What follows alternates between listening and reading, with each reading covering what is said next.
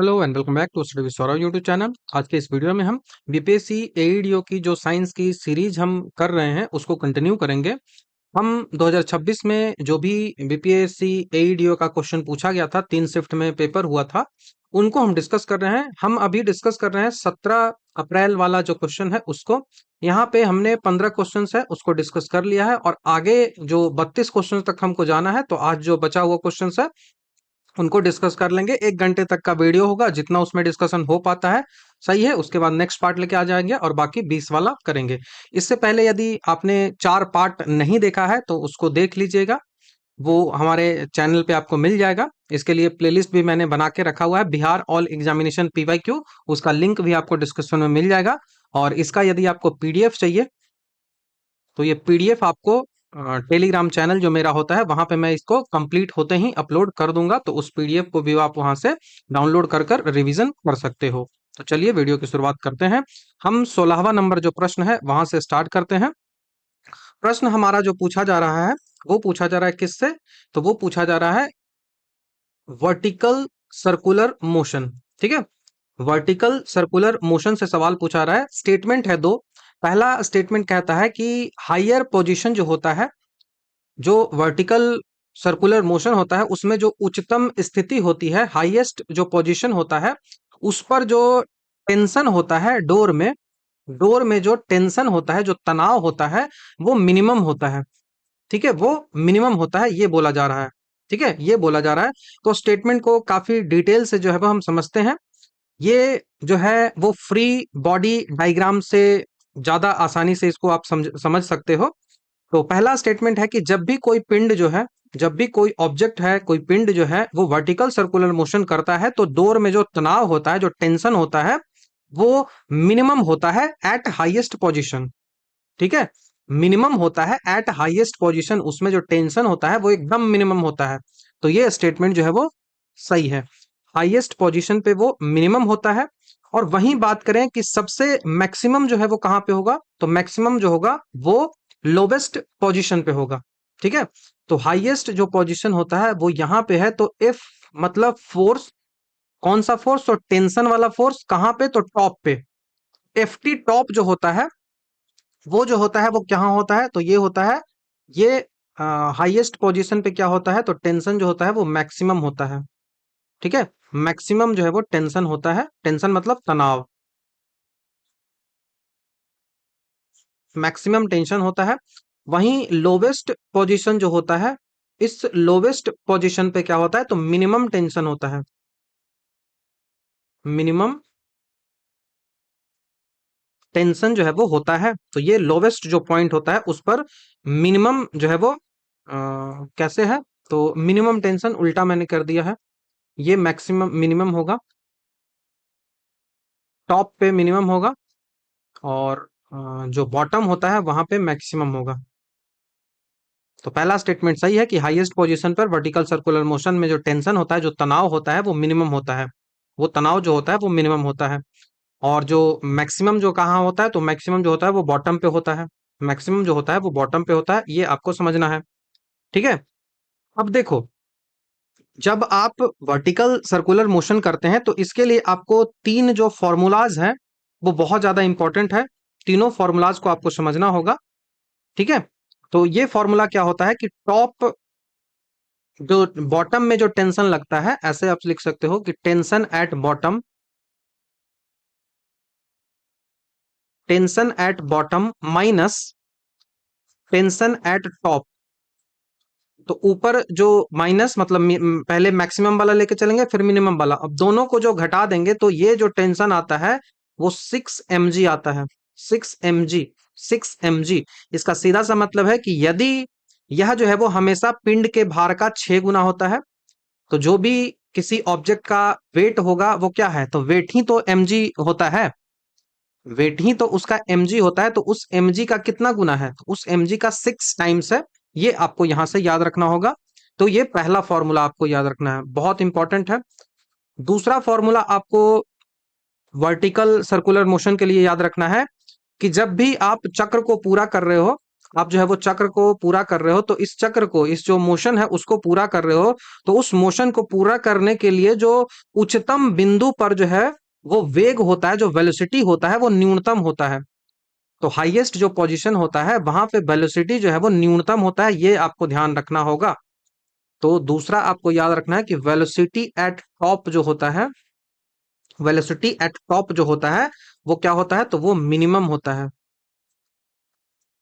Velocity at top होता है वो मिनिमम होता है, और इसको किस तरह से लिखते हैं, तो इसको लिखा जाता है अंडर रूट जी आर। ये रेडियस हो गया, और जी जो हो गया ग्रेविटेशनल कांस्टेंट, ग्रेविटेशनल, हाँ, 9.8 जो होता है वो हो गया, ठीक है।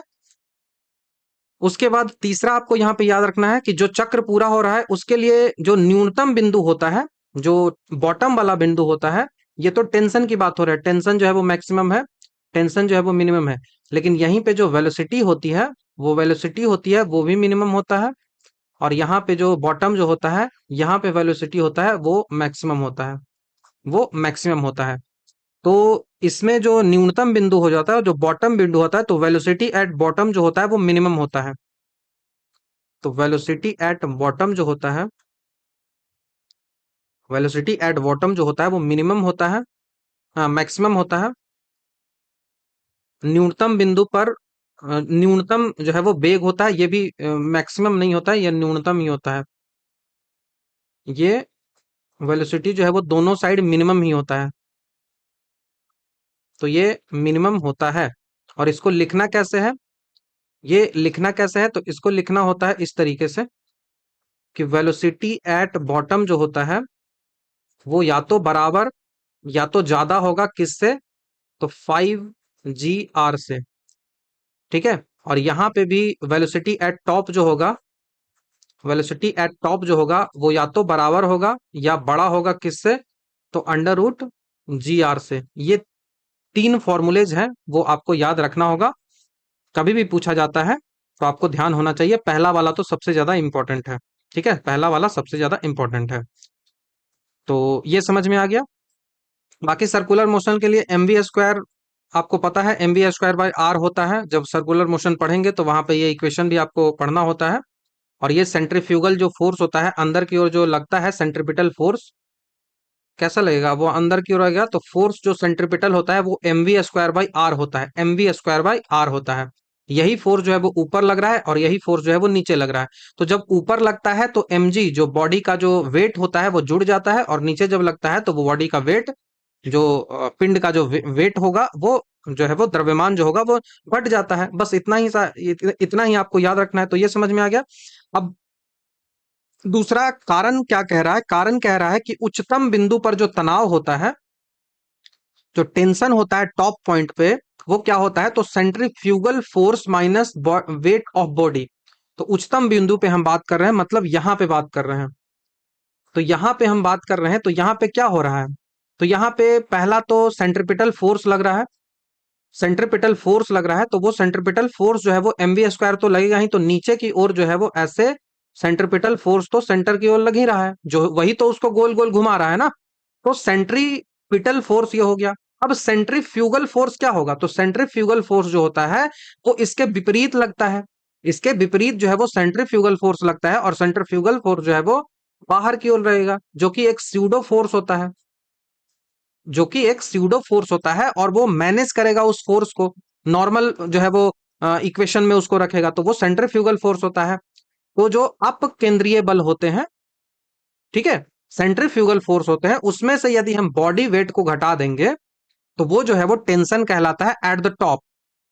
तो टेंशन एट द टॉप जो होता है, टेंशन एट द टॉप जो होता है, जो टेंशन होता है डोरी में, जो तनाव होता है, वो mg जो होता है उन दोनों के बीच जो केंद्र की ओर काम करता है, उसके लिए जो है वो सेंट्रीपिटल फोर्स जो है वो काम करता है, उसके लिए जो है वो सेंट्रीपिटल फोर्स जो है वो काम करता है। तो आपको क्या समझना है, आपको समझना है कि अंदर की ओर यदि कोई वस्तु जो है ऐसे सेंटर की ओर ऐसे गोल एक सेंटर के तरह घूम रहा है, इसका सीधा सा मतलब है कि अंदर कोई ना कोई फोर्स लग रहा है, और उसी फोर्स का नाम है सेंट्रीपिटल फोर्स, जिसको अप केंद्रीय बल कहते हैं, अभी केंद्रीय बल कहते हैं, मतलब केंद्र की ओर लगता है। तो ये तो बहुत ज्यादा जरूरी है केंद्र की ओर लगना। तो केंद्र की ओर फोर्स लगा, जिसको हमने सेंट्रिपिटल फोर्स बोला। और सेंट्रिपिटल फोर्स को हमने कैसे डिनोट किया?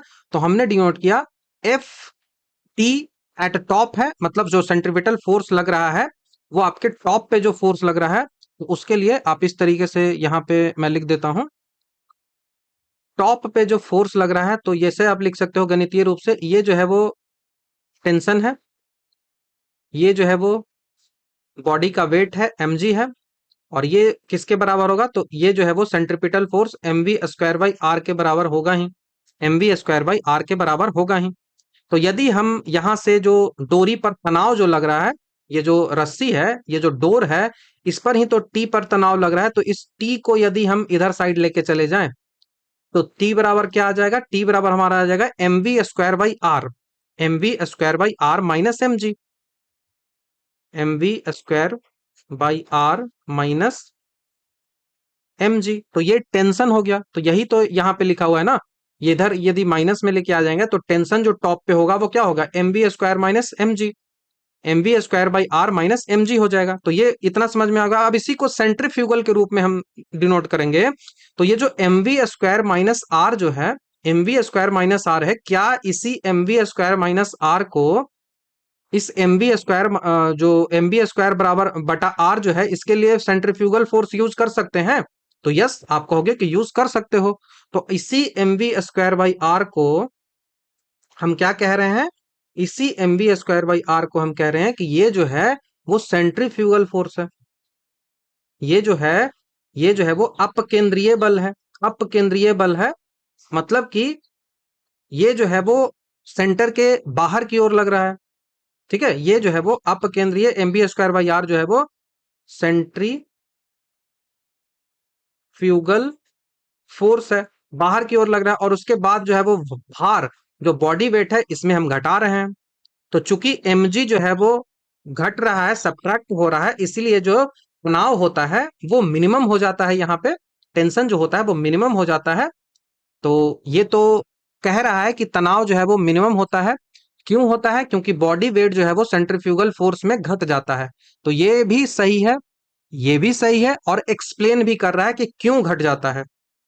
क्यों घट जाता है ये भी एक्सप्लेन किया जा रहा है। तो ये आपको ध्यान रखना होगा।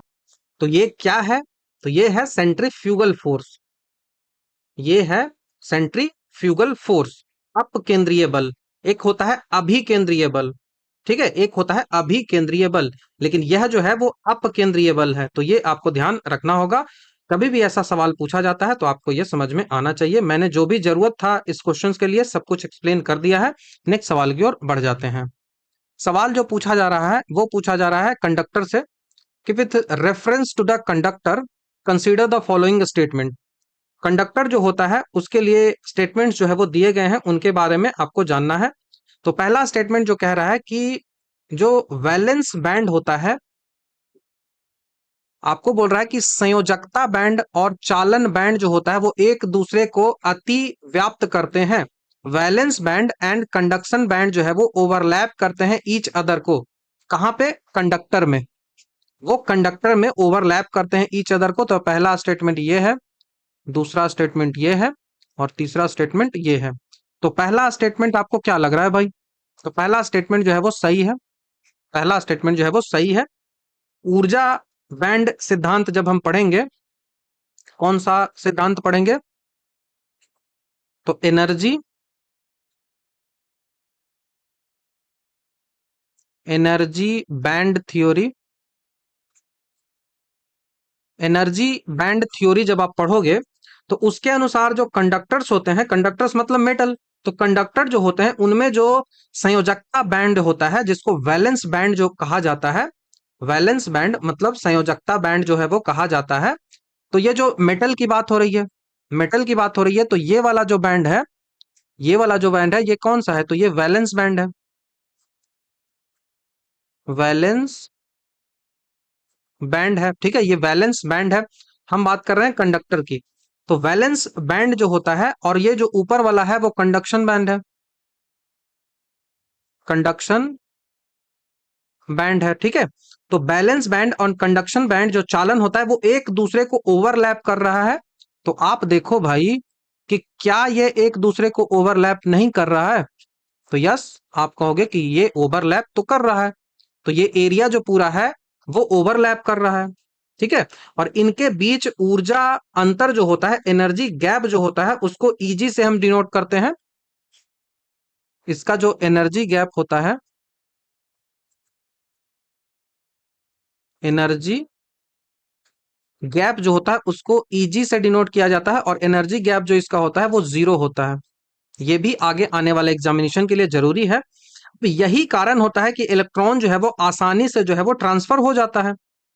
यही कारण होता है कि इलेक्ट्रॉन आसानी से जो है वो प्रवाहित हो जाता है, इलेक्ट्रॉन आसानी से ट्रांसफर हो जाता है। तो कंडक्शन, कंडक्टर की जब भी बात करेंगे तो कंडक्टर में क्या होता है, कंडक्टर में जो होता है वो वैलेंस और कंडक्शन बैंड जो होता है वो ओवरलैप करता है एक दूसरे को।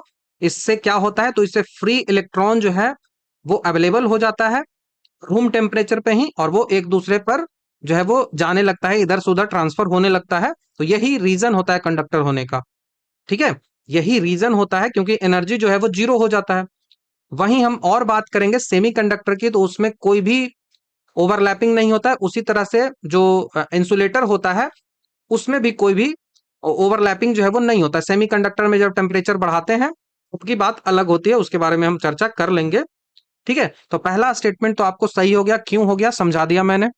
दूसरा स्टेटमेंट है उसकी बात करते हैं कि किसी चालक की प्रतिरोधकता जो होती है वो तापमान के साथ चर घातांकी रूप से घटती है। तो रेसिस्टिविटी जो होती है, प्रतिरोधकता जो होती है वो कंडक्टर की, वो डिक्रीज करता है एक्सपोनेंशियली विथ टेम्परेचर। जैसे जैसे टेम्परेचर बढ़ाते हैं वैसे वैसे प्रतिरोधकता जो है वो घटती है। ये स्टेटमेंट जो है वो गलत है, ये गलत है। दूसरा, क्यों गलत है, तो जैसे ही आप टेम्परेचर बढ़ाते हो चालक के लिए, कंडक्टर के लिए, जैसे ही आप टेम्परेचर बढ़ाते हो तो उसके अंदर जो आयन होते हैं, उनके अंदर जो भी आयंस हैं, कंडक्टर में कैसे होता है ट्रांसफर इलेक्ट्रिसिटी, तो वो ट्रांसफर केवल और केवल इलेक्ट्रॉन के कारण होता है। तो जैसे ही हम उसका टेम्परेचर बढ़ाते हैं तो अंदर जो भी आयंस होते हैं उनका वाइब्रेशन, उनका कंपन जो है वो बढ़ जाता है। अब जब उनका वाइब्रेशन बढ़ जाएगा तो इससे इलेक्ट्रॉन जो है वो एक दूसरे से ज्यादा टकराने लगेंगे, इलेक्ट्रॉन की जो टक्कर है वो बढ़ जाती है।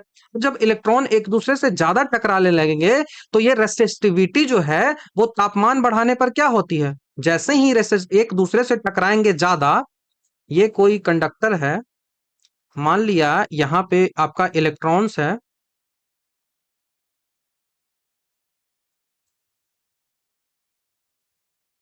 ये आपका इलेक्ट्रॉन है, लेकिन आपने टेम्परेचर जो है वो बढ़ा दिया, टेम्परेचर जो आपने है वो इंक्रीज कर दिया। तो ये टकराने का जो रेट होगा एक दूसरे से वो क्या होगा, वो इंक्रीज कर जाएगा, बहुत तेजी तेजी से टकराएगा। और जब तेजी तेजी से टकराएगा तो इससे क्या होगा, तेजी तेजी से टकराने से क्या होगा, तेजी तेजी से जब टकराएगा तापमान बढ़ाने पर, तो ये क्या होगा, रेसिस्टिविटी जो होती है वो बढ़ जाती है। ये तो बहुत आसान सा है ना, रेसिस्टिविटी जो है वो बढ़ जाती है। ये तो पता ही होगा कि टेम्परेचर बढ़ाने से रेसिस्टिविटी बढ़ती है। तो ये आपको ध्यान रखना होगा, ना कि घटती है, तो ये तो घटती ही है ही नहीं। तापमान बढ़ाने पर प्रतिरोधकता जो होती है वो चर घातांकी रूप से एक्सपोनेंशियली जो होता है वो किस में घटती है, तो वो सेमी कंडक्टर में घटती है, चालक में नहीं घटती है। ये जो स्टेटमेंट जो दिया गया है ये चालक के लिए नहीं होगा, ये जो है वो सेमी कंडक्टर के लिए होगा। सेमी कंडक्टर में जब टेम्परेचर हम बढ़ाते हैं, ये जो बात हो रही है, इस सेमी कंडक्टर में यदि आप टेम्परेचर बढ़ाते हो तब जो इसकी रेसिस्टिविटी होती है, रेसिस्टिविटी जो होती है वो इंक्रीज करती है। कैसे, तो वो जो इंक्रीज करती है वो एक्सपोनेंशियली इंक्रीज करती है, घात के रूप में इंक्रीज जो है वो करती है। ये आपको यहाँ पे ध्यान रखना चाहिए, कंडक्टर का ऐसे इंक्रीज नहीं करता, सेमी कंडक्टर का करता है। तो ये आपको समझ में आ गया है। ठीक है। आगे बढ़ते हैं। बोल रहा है कि चालक जो है वो अर्धचालकों की तुलना में कम और कुचालकों की तुलना में अधिक विद्युत धारा का संचालन करता है।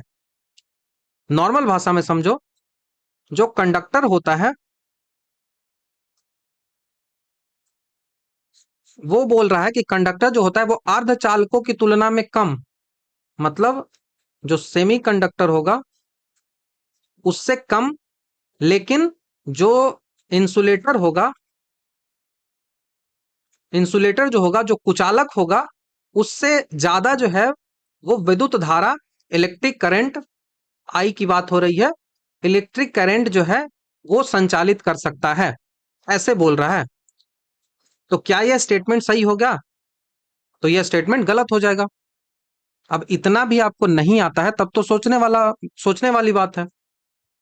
आपको तो ये पता होगा कि कंडक्टर जो होता है उसमें सबसे ज्यादा ट्रांसफर होता है इलेक्ट्रिसिटी का, उसके बाद जो है वो सेमीकंडक्टर होता है। तो पहला जो है वो कंडक्टर हो गया, दूसरा जो है वो सेमीकंडक्टर हो गया, तीसरा जो है वो इंसुलेटर हो गया। तो ये तो गलत हो गया ना। तो चालकों की चालकता जो होती है, वो कंडक्टिविटी जो होती है वो सबसे अधिक होती है, और अर्धचालकों और कुचालकों दोनों से ये अधिक होती है। तो ये आपको ध्यान रखना होगा। तो आप कैसे बना सकते हो इसका जो है वो डायग्राम? तो आप बना सकते हो कंडक्टर, कंडक्टर देन जो है वो सेमीकंडक्टर, तब जो है वो इंसुलेटर, तब जो है वो इंसुलेटर, ऐसे करके आपको सही होगा। तो ये भी स्टेटमेंट जो है वो गलत है।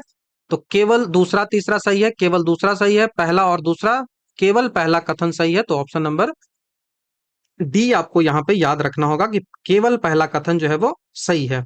ठीक है, केवल पहला कथन जो है वो सही है। अब यहाँ पे कुछ एक्स्ट्रा फैक्ट भी मैं आपको बता देता हूं जो आपके लिए जरूरी है। फॉरबिडन एनर्जी गैप, जो एनर्जी गैप की हम बात कर रहे हैं, वो एनर्जी गैप को समझ लेते हैं। तो एनर्जी गैप जो होता है वो कंडक्टर के लिए कितना होता है? 0 होता है। ऐसे में लिखता हूं, एनर्जी गैप जो होता है वो किसके लिए मैंने लिखा है? ये लिखा है मैंने चालक के लिए, कंडक्टर के लिए। मैं लिख रहा हूं सेमी कंडक्टर के लिए, मैं लिख रहा हूं इंसुलेटर के लिए। ठीक है, तो चालक के लिए जो है वो 0 होता है। तो इसको किस तरीके से आप लिखोगे? इसको आप लिखोगे 0 इलेक्ट्रॉन वोल्ट, 0 इलेक्ट्रॉन वोल्ट। ठीक है, 0 इलेक्ट्रॉन वोल्ट। वहीं सेमी कंडक्टर का जो एनर्जी गैप होता है, सेमी कंडक्टर का जो एनर्जी गैप होता है वो लगभग कितना होता है? तो लगभग जो है वो बराबर में तो नहीं जाएगा, वो लगभग में जाएगा। आजकल ऐसे भी सवाल पूछे जाते हैं, तो वो लगभग में 1 इलेक्ट्रॉन वोल्ट के आसपास जाएगा। 1 इलेक्ट्रॉन वोल्ट के आसपास सेमीकंडक्टर जो है उसका एनर्जी बैंड गैप जो है वो जाएगा। तो सेमीकंडक्टर का जो एनर्जी गैप होगा वो कितना जाएगा? तो इसका जो एनर्जी गैप होगा वो 1 इलेक्ट्रॉन वोल्ट के बराबर होता है। वहीं बात करें सिलिकॉन के लिए, इसका सबसे ज्यादा होता है। सिलिकॉन जो है, उस सिलिकॉन के लिए इसका जो एनर्जी गैप होता है वो 1.1 इलेक्ट्रॉन वोल्ट का होता है। 1.1 इलेक्ट्रॉन वोल्ट सवाल पूछा जा सकता है, याद रखिएगा।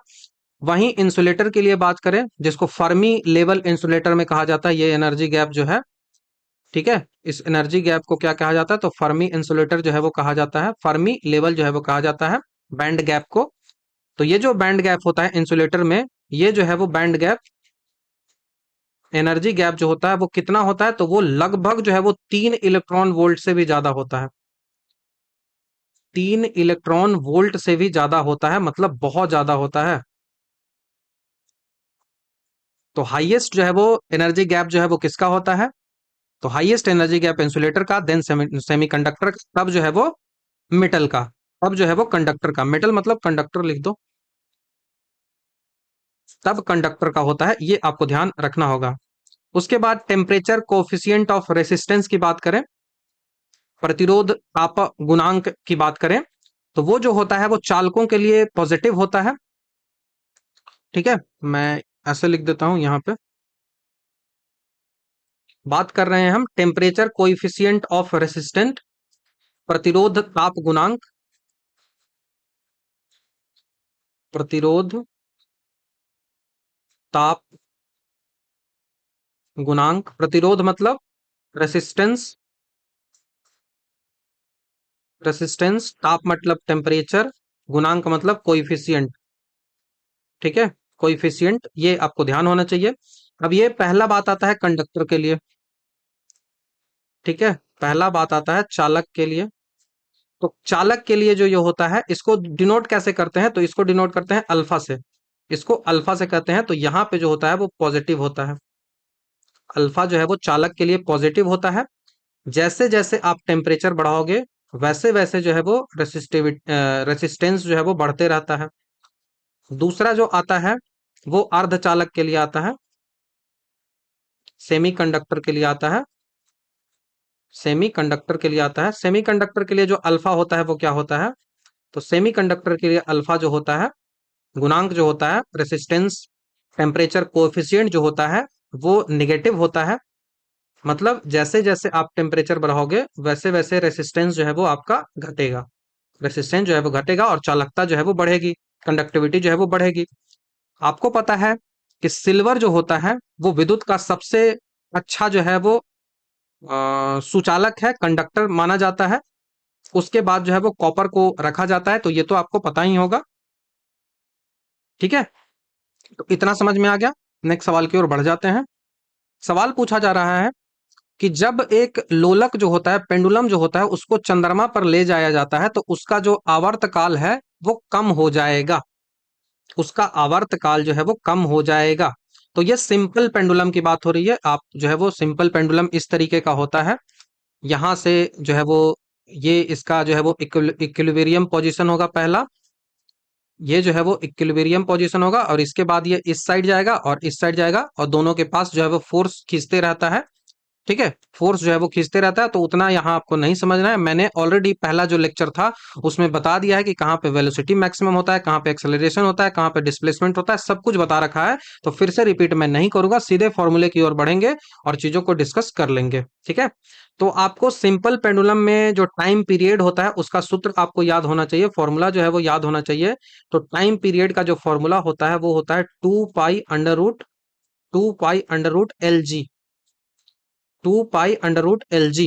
ये आपको याद है। यहाँ पे एल जो है वो लेंथ को बता रहा है, जी जो है वो एक्सेलरेशन ड्यू टू ग्रेविटी को बता रहा है। ठीक है, अब इसके बाद जो समझने का आप प्रयास करो, पहला स्टेटमेंट जो है वो क्या कह रहा है कि चंद्रमा पर जब ले जाते हैं तो उसका आवर्त काल जो है वो कम जाता है।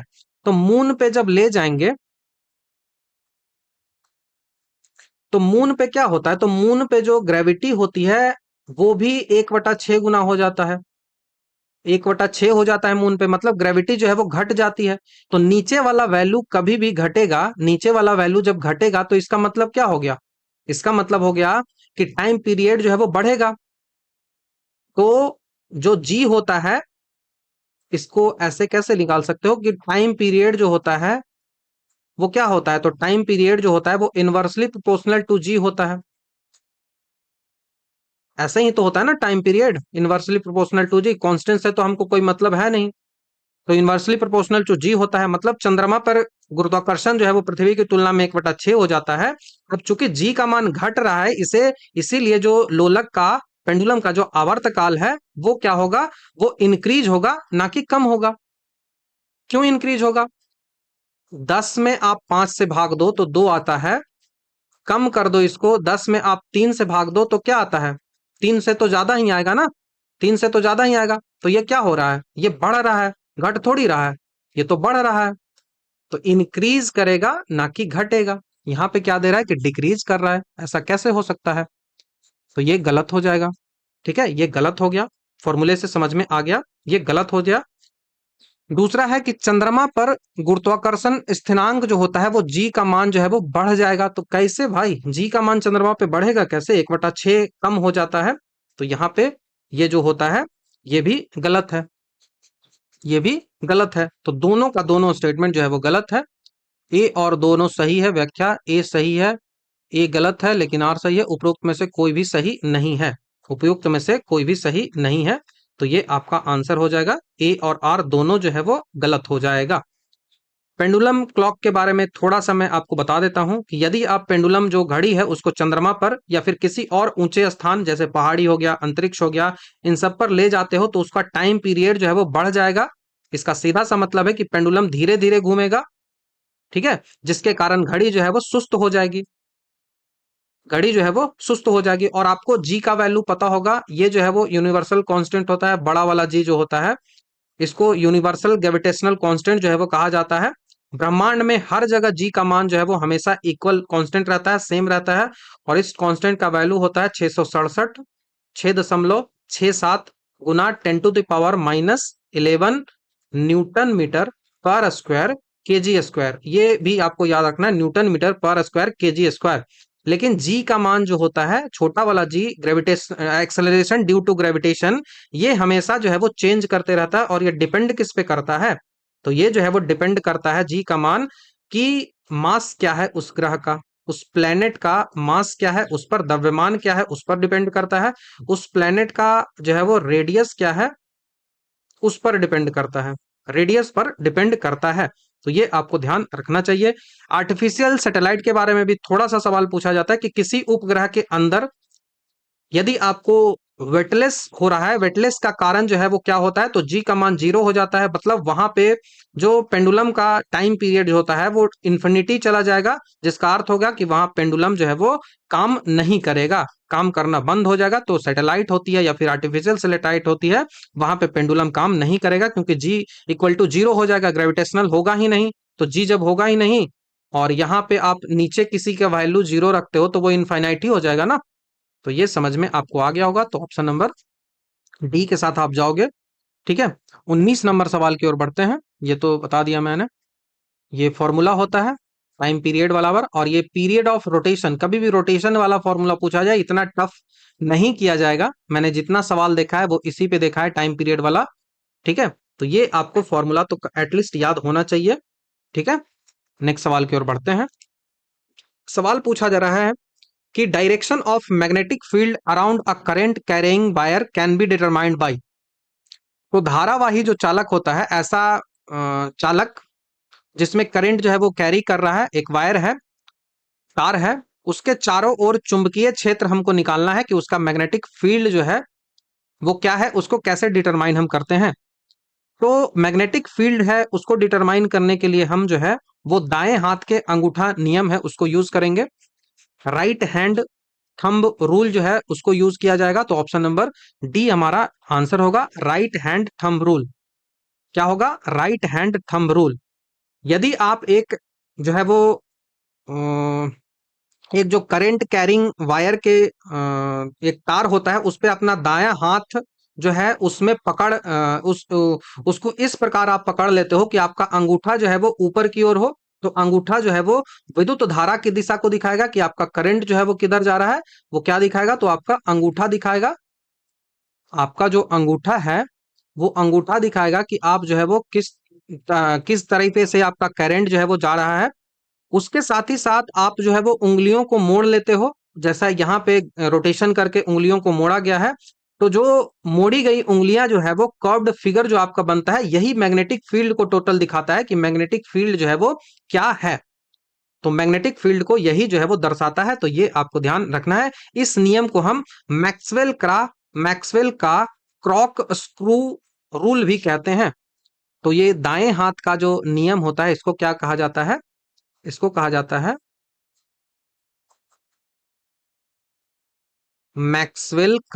मैक्सवेल्स क्रॉक स्क्रू लॉ या फिर रूल। तो मैक्सवेल का क्रॉक स्क्रू नियम जो है वो इसे कहा जाता है क्रॉक स्क्रू नियम। ऐसे लिख लो, क्रॉक स्क्रू लॉ जो है वो इसे कहा जाता है। ये बहुत इंपॉर्टेंट है, आपको ध्यान रखना होगा। जो चुंबकीय प्रभाव होता है, विद्युत धारा का जो चुंबकीय प्रभाव होता है, मैग्नेटिक इफेक्ट ऑफ करंट जो होता है, इसको सबसे पहले किसने खोजा था? तो इसको सबसे पहले 1820 में क्रिश्चियन ओस्ट्रेट ने खोजा था। ओस्टेड या फिर ओस्ट्रेड जो भी कह लो, इसके द्वारा ये जो है वो खोजा गया था। तो ये आपको ध्यान रखना है, magnetic effect of current, magnetic effect of current, magnetic effect of current. मतलब कि चुंबकीय प्रभाव जो होता है वो करंट पे, इसकी खोज जो है वो किसने की थी? तो इसकी खोज की थी 1820 में क्रिश्चियन क्रिश्चियन ऑस्ट्रेड। ऑस्ट्रेड ने इसकी खोज की थी। इतना भी याद रखते हो तो काफी है। ठीक है, इतना भी याद रखते हो तो काफी है, ये समझ में आ गया। उसके बाद हम जो बात कर लेते हैं फ्लेमिंग का बायां हाथ का नियम जो है वो क्या होता है। ये है फ्लेमिंग का बायां हाथ का नियम। ठीक है, इसका उपयोग हम चुंबकीय क्षेत्र में रखी गई धारावाही जो चालक होता है उस पर लगने वाला जो मैग्नेटिक फोर्स होता है उसकी दिशा को ज्ञात करने के लिए किया जाता है, जैसे इलेक्ट्रिक मोटर में। तो इससे हम मैग्नेटिक फील्ड है उसको फाइंड करते हैं। कहाँ पे रखा गया, तो कोई भी धारावाही करंट कैरिंग वायर है, करंट कैरिंग चालक है, उस पर लगने वाला जो मैग्नेटिक फोर्स होता है उसको हम पता करते हैं कि मैग्नेटिक फोर्स वहां पे क्या लग रहा है। ठीक है, इलेक्ट्रिक मोटर में क्या, जैसे इलेक्ट्रिक मोटर होता है उसमें जो है वो फ्लेमिंग का बायां हाथ का नियम से लगाते हैं। इसमें सामने जो है वो मैग्नेटिक फील्ड होता है, इधर वाले जो अंगुली होता है, ये जो तर्जनी अंगुली ये करंट को दिखाता है, ऊपर जो है वो थ्रस्ट ऑफ मोशन को दिखाता है। तो ये आपको ध्यान होना चाहिए। तो फ्लेमिंग का जो दायां हाथ का नियम होता है, ये तो फ्लेमिंग का बायां हाथ का नियम है। इसी तरह से फ्लेमिंग का जो दायां हाथ का नियम होता है, राइट हैंड रूल होता है, वो जनरेटर में प्रेरित धारा की दिशा निकालने के लिए उपयोग किया जाता है। तो ये तो लेफ्ट हैंड हो गया। राइट हैंड जो रूल फ्लेमिंग का होता है,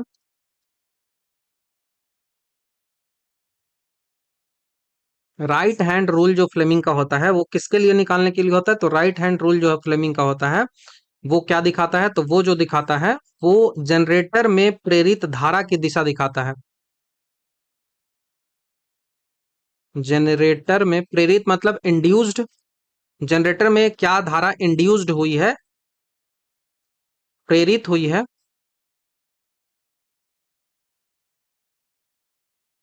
जनरेटर में प्रेरित जो धारा होता है, इंड्यूस्ड जो करंट होता है, इंड्यूस्ड करंट इसको कहा जाता है। इंड्यूस्ड करंट जो है वो कहा जाता है, उसकी डायरेक्शन को निकालता है, उसकी जो है वो दिशा को निकालता है। पूछा जाएगा सवाल, याद रखना है। ये क्या करता है, तो ये जो है वो निकालता है मैग्नेटिक फोर्स को, मैग्नेटिक फोर्स है उसको लेफ्ट हैंड रूल फ्लेमिंग का निकालता है। तो ये आपको ध्यान रखना है। बायां हाथ का जो नियम होता है वो मोटर के लिए लागू होता है। ये जो है वो बायां हाथ का नियम किसके लिए लागू होगा, इलेक्ट्रिक मोटर के लिए। और वहीं दायां हाथ का नियम जो है वो जनरेटर के लिए लागू होता है। ये सब सवाल पूछा जा सकता है, तो ये ध्यान आपको रखना है। बाकी लेंज का नियम भी आपसे पूछा जा सकता है, जो कि ऑप्शन में है। तो लेंज का नियम जो है ये क्या करता है, तो ये इंड्यूस्ड करंट की दिशा बताता है कि आपका जो करंट है, करंट इंड्यूस्ड जो है वो उसकी दिशा जो है वो क्या है वो बताता है। तो ये आपको ध्यान रखना होगा। करंट इंड्यूस की जो दिशा होती है वो बताता है। यह उस कारण का विरोध करता है जिससे यह उत्पन्न होता है, यह भी आपको याद रखना है। Right hand rule for the magnetic field direction. ठीक है, तो ये ऊपर वाला जो होता है वो करंट इंड्यूस्ड जो होता है उसको बताता है लेंस का नियम। लेंस का नियम जो है वो इंड्यूस्ड करंट को बताता है, ये आपको ध्यान रखना होगा। ठीक है, बाकी कभी और आएगा डिटेल से तो हम समझेंगे। नेक्स्ट सवाल की ओर बढ़ते हैं। स्वतंत्र रूप से लटके हुए लकड़ी के फ्रेम पर कील ठोकना जो है वो कठिन होता है, यह किस नियम पर आधारित है। आप ऐसे कोई लकड़ी लटका हुआ है और आप चाहते हो कि इस पर कील ठोक देंगे, तो जैसे ही फोर्स लगाओगे तो ये पेंडुलम की तरह ऊपर भाग जाएगा। तो जब तक यहाँ पे आप रोकने के लिए कोई फोर्स नहीं लगाओगे ताकि ये रुक सके, तब तक तो नहीं होगा। इसका सीधा सा मतलब है कि आप जो है वो फोर्स लगा रहे हो, आप जो है वो फोर्स यहाँ पे लगा रहे हो, आपने F1 लगाया। अब यहाँ पे इसका कोई विरोध करने वाला है ही नहीं, इसका कोई प्रतिक्रिया रिएक्शन देने वाला है ही नहीं, रिएक्शन दे ही नहीं रहा है। तो रिएक्शन देने के लिए मैंने एक दीवार यहाँ पे खड़ा कर दी, तो दीवार क्या कर दिया, एक रिएक्शन फोर्स जो है वो F2 यहाँ पे लगा दिया। तो ये एक्शन है और ये इसका रिएक्शन है। तो एक्शन और रिएक्शन जो फोर्स होता है वो क्या होता है, तो न्यूटन का तीसरा नियम होता है, option number C. Option number C, तो न्यूटन का थर्ड लॉ होता है, वही के अनुसार कील ठोक सकते हो। अगर ऐसा नहीं होगा तो कील ठोकना बहुत ज्यादा मुश्किल हो जाता है। तो जब हम हथौड़ा जो है वो कील पर करते हैं तो कील लकड़ी के अंदर धंसने के लिए लकड़ी के फ्रेम को किसी भी लकड़ी के फ्रेम को भी कील पर बराबर और विपरीत प्रतिक्रिया रिएक्शन फोर्स जो है वो देना पड़ेगा, लेकिन फ्री होता है तो वो कैसे फोर्स दे पाएगा। तो इस कारण से ये होता है। तो न्यूटन का जो थर्ड नियम होता है, तैरते समय पानी को पीछे धकेलते हो, वो हो गया। बंदूक से गोली चलने पर बंदूक का पीछे की ओर झटका मारना, रिकॉइल ऑफ अ गन। उसके रॉकेट जो प्रपल्शन होता है उसमें हो जाए। नाव के किनारे पर कूदते हैं तो नाव जो है वो पीछे की ओर जाता है। आप जो है वो किसी हाँ, आप जो है वो एक स्केटिंग आपने पहन रखी है, चक्का वाला जो जूता होता है, स्केटिंग आपने पहन रखी है, उसके बाद आप किसी दूसरे को धकेलोगे तो आप पीछे खुद धकेल जाओगे। तो ये भी न्यूटन का ही नियम होता है। ठीक है, बाकी पास्कल लॉ जो यहाँ पे लिखा हुआ है, पास्कल लॉ किसके लिए यूज होता है, तो ये फ्लूइड के लिए यूज होता है। फ्लूइड में जो प्रेशर होता है वो कैसे कैसे जाता है उसके लिए यूज होता है। हाइड्रोलिक किसी पे काम करता है, हाइड्रोलिक लिफ्ट जो है वो पास्कल लॉ पे ही काम करता है। न्यूटन सेकेंड लॉ आपको पता है, एफ बराबर एम ए होता है। और इनर्शिया तो आपको पता ही है, न्यूटन का फर्स्ट लॉ होता है।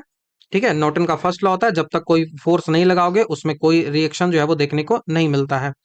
नेक्स्ट सवाल की ओर बढ़ते हैं। सवाल पूछा जा रहा है कि दो कंपन करने वाले पार्टिकल्स हैं, वाइब्रेटिंग पार्टिकल्स हैं, उसको हम कब कहेंगे कि वो सेम फेज में है।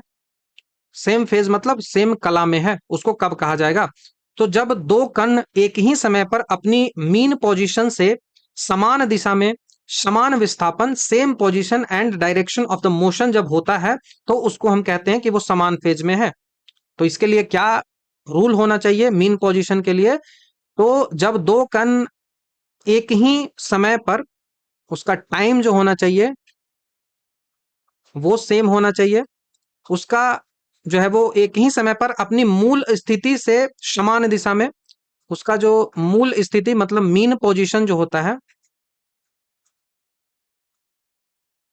मीन पोजीशन जो होता है उससे भी सेम डायरेक्शन में जाता है।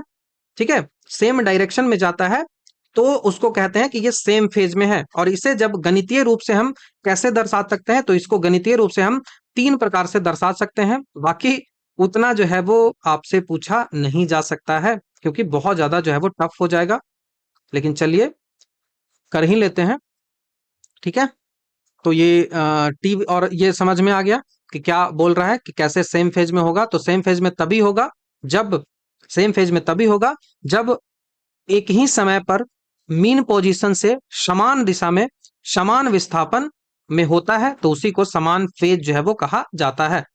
इसको आप इस तरीके से लिख सकते हो। पहला जो है आप कैसे लिख सकते हो, तो पहला जो है वो फेज डिफरेंस, कला का जो अंतर होता है, तो फेज डिफरेंस होता है, फेज डिफरेंस होता है। फेज डिफरेंस को डिफरेंस जब भी दिखाना होता है ना, तो डेल्टा से हम दिखाते हैं। तो डिफरेंस को इस तरीके से डिनोट करते हैं। यहाँ पे समान कला के लिए जो डिफरेंसेज होते हैं वो क्या होता है, तो 0 होता है, 2 पाई होता है, 4 पाई होता है, 6 पाई होता है, ये सब होना चाहिए।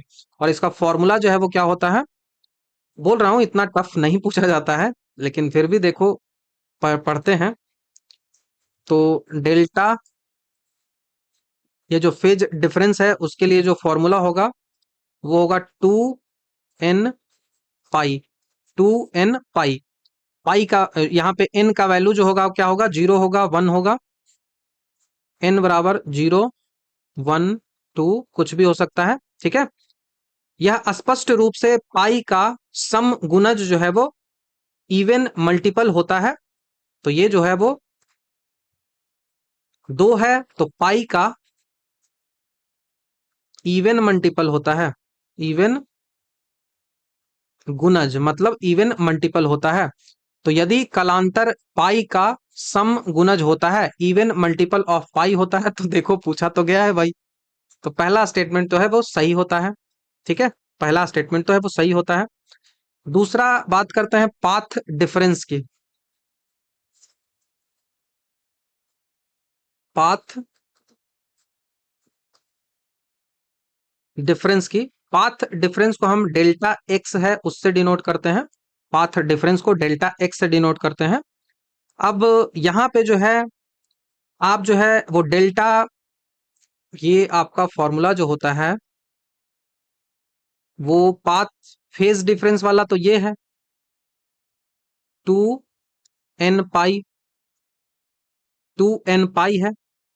अब इसी में जो 2n पाई होता है, जो पाथ डिफरेंस होता है वो 2n पाई होता है, इसी में जो हम गुना कर देंगे डेल्टा एक्स से तो वही पाथ डिफरेंस जो है वो आता है। ठीक है, तो इसमें जब हम गुना कर देंगे डेल्टा एक्स से तो वो पाथ डिफरेंस आ जाएगा। ठीक है, पाथ डिफरेंस आ जाएगा। तो यहां से आप क्या लिख सकते हो, यहां से आप लिख सकते हो कि डेल्टा एक्स बराबर जो होता है वो एन लैम्डा होता है। ये एन लिख दिए और बाकी 2 पाई डेल्टा एक्स को लैम्डा से हमने रिप्लेस कर दिया। 2 पाई डेल्टा एक्स को हमने लैम्डा से रिप्लेस कर दिया, तो एन लैम्डा को हम 2n इंटू λ/2 लिख सकते हैं। काफी टफ है लेकिन समझिए, फॉर्मूला है तो बस याद रखना है।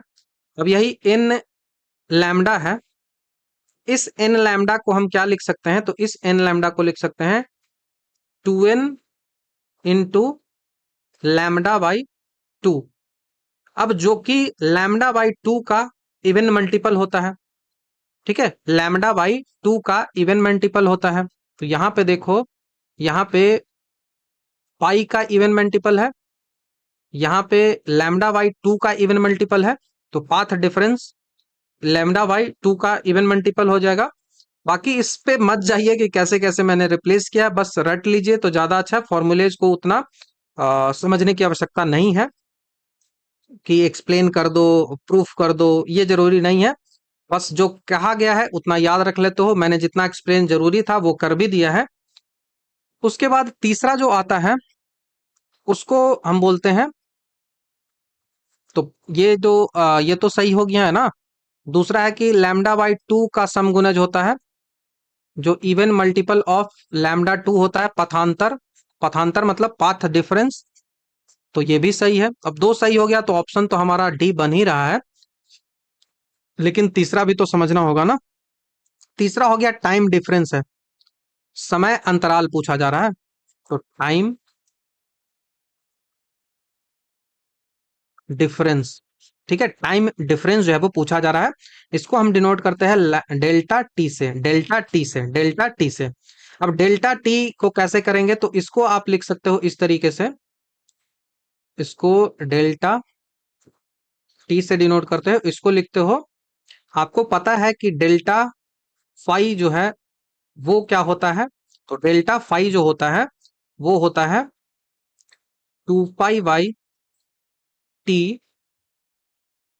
गुना डेल्टा टी। ये जो है वो पूरा हो जाएगा 2 पाई/टी गुना डेल्टा टी। तो यहाँ पे 2n पाई जो है, देखो ऐसे समझाता हूं ये कैसे पहुंचना है इस पे। यहाँ पे मैंने एक फिगर मैंने लगा रखा है, वो देखिए सेम फेज क्या होता है, बस उस फिगर को समझ लीजिए, बाकी इसकी जरूरत नहीं है। समान फेज में जा रहा है, समान दिशा में जा रहा है, उसी को जो है वो सेम फेज कहते हैं। ये दोनों करंट है, हाँ बोला, दोनों वेव है। ठीक है, दोनों वेव है, तो ये बस इतना समझ लो उतना काफी है। मैं यहाँ पे लिख देता हूँ, इसको प्रूफ कर देता हूँ। ठीक है, तो आपको पता है कि डेल्टा फाई जो होता है वो 2n पाई होता है, 2n पाई होता है। ठीक है, डेल्टा फाई जो होता है वो 2n पाई होता है। अब डेल्टा फाई बराबर आप क्या लिख सकते हो, तो डेल्टा फाई बराबर आप लिख सकते हो, डेल्टा फाई बराबर आप लिख सकते हो 2 पाई/टी इंटू डेल्टा टी बराबर 2n पाई, 2n पाई। ठीक है, इतना समझ में आ गया। अब यहां पे क्या करेंगे, यहां पे यदि एनटी को हम, जो एन और टी है यहां से गुना करेंगे तो क्या बोले, इधर जब गुना में जाएगा तो एन टी 2n t पाई हो जाएगा, ऐसे लिखो ना भाई, 2n t पाई बराबर 2 पाई गुना डेल्टा टी, ऐसे हो जाएगा। ठीक है, अब इसमें जो यदि हम एन टी जो होता है, ये जो एन टी है, इस एन टी को यदि हम, इस एन टी को, बड़ा वाला टी है भाई, ये जो एन टी है, ये जो एन टी है, इस एन टी को हम यदि 2n इंटू t/2 लिख सकते हैं, 2n इंटू t/2 लिख सकते हैं। अब यहाँ पे क्या होता है, तो यहाँ पे आपको समझ में आएगा कि T/2 का यहाँ पे मल्टीपल होता है, T/2 का मल्टीपल होता है, T/2 का मल्टीपल होता है। तो आप देखो कि समय अंतराल जो होता है वो T/2 का गुणज होता है, जो पाथांतर होता है, पाथ डिफरेंस जो होता है वो λ2 का गुणक होता है, और जो फेज होता है, फेज डिफरेंस जो होता है वो केवल और केवल पाई का इवन गुणक होता है। सारा का सारा जो है वो सम गुणक होता है, इवन इवन इवन। तो ऐसे रट लो, जो फेज डिफरेंस होता है वो पाई गुणक होता है, जो पाथ डिफरेंस होता है वो λ/2 का होता है, जो टाइम डिफरेंस होता है वो T/2 का जो है वो गुणक होता है। तो यहां से तीनों के तीनों स्टेटमेंट तो आपका सही हो जाएगा, ठीक है, तीनों का तीनों स्टेटमेंट जो है वो सही हो जाएगा। अब यही सेम चीज ये तो किसके लिए हुआ, ये जो है वो सेम फेज के लिए हुआ, ये जो है वो सेम फेज के लिए हुआ। इसी तरीके से आप जो है वो अपोजिट फेज भी तो कह सकते हो ना। तो यदि दो कण जो है वो विपरीत दिशा में कंपन करते हैं तो वो जो है वो डिस्ट्रक्टिव इंटरफेरेंस कहते हैं, और इसकी जो शर्तें होती हैं वो ठीक उल्टा हो जाती हैं। देखो ना, हम अपोजिट फेज वाला आपको दिखाता हूं करके। ये जो मान लो कि विपरीत कला का है, विपरीत कला का है, मतलब अपोजिट फेज का है, अपोजिट फेज का है। अब ये अपोजिट फेज मतलब कि यदि दो कण जो है वो विपरीत दिशा में कंपन करे, अपोजिट डायरेक्शन में जब कंपन करे तब ये होता है। अब इसके लिए जो है वो क्या होगा, तो इसके लिए भी सेम आपका पहला तो कालांतर होगा, कालांतर मतलब फेज डिफरेंस, फेज डिफरेंस होगा। अब ये जो कालांतर होगा वो पाई का, कालांतर जो होगा वो पाई का ऑड मल्टीपल होगा, ऑड मल्टीपल होगा, odd multiple of pi, multiple मतलब गुणज होता है, तो ऑड मल्टीपल पाई, 3 पाई, 5 पाई। तो ये आपको ध्यान रखना है, पहला हो गया। दूसरा जो आता है वो पाथांतर आता है, path difference, path difference. Path difference जो होगा वो λ/2 ही होगा, लेकिन λ/2 का ऑड गुणक होगा, λ/2 का ऑड गुणक होगा, ये आपको ध्यान रखना होगा। तीसरा जो आता है वो समय अंतर होता है, समय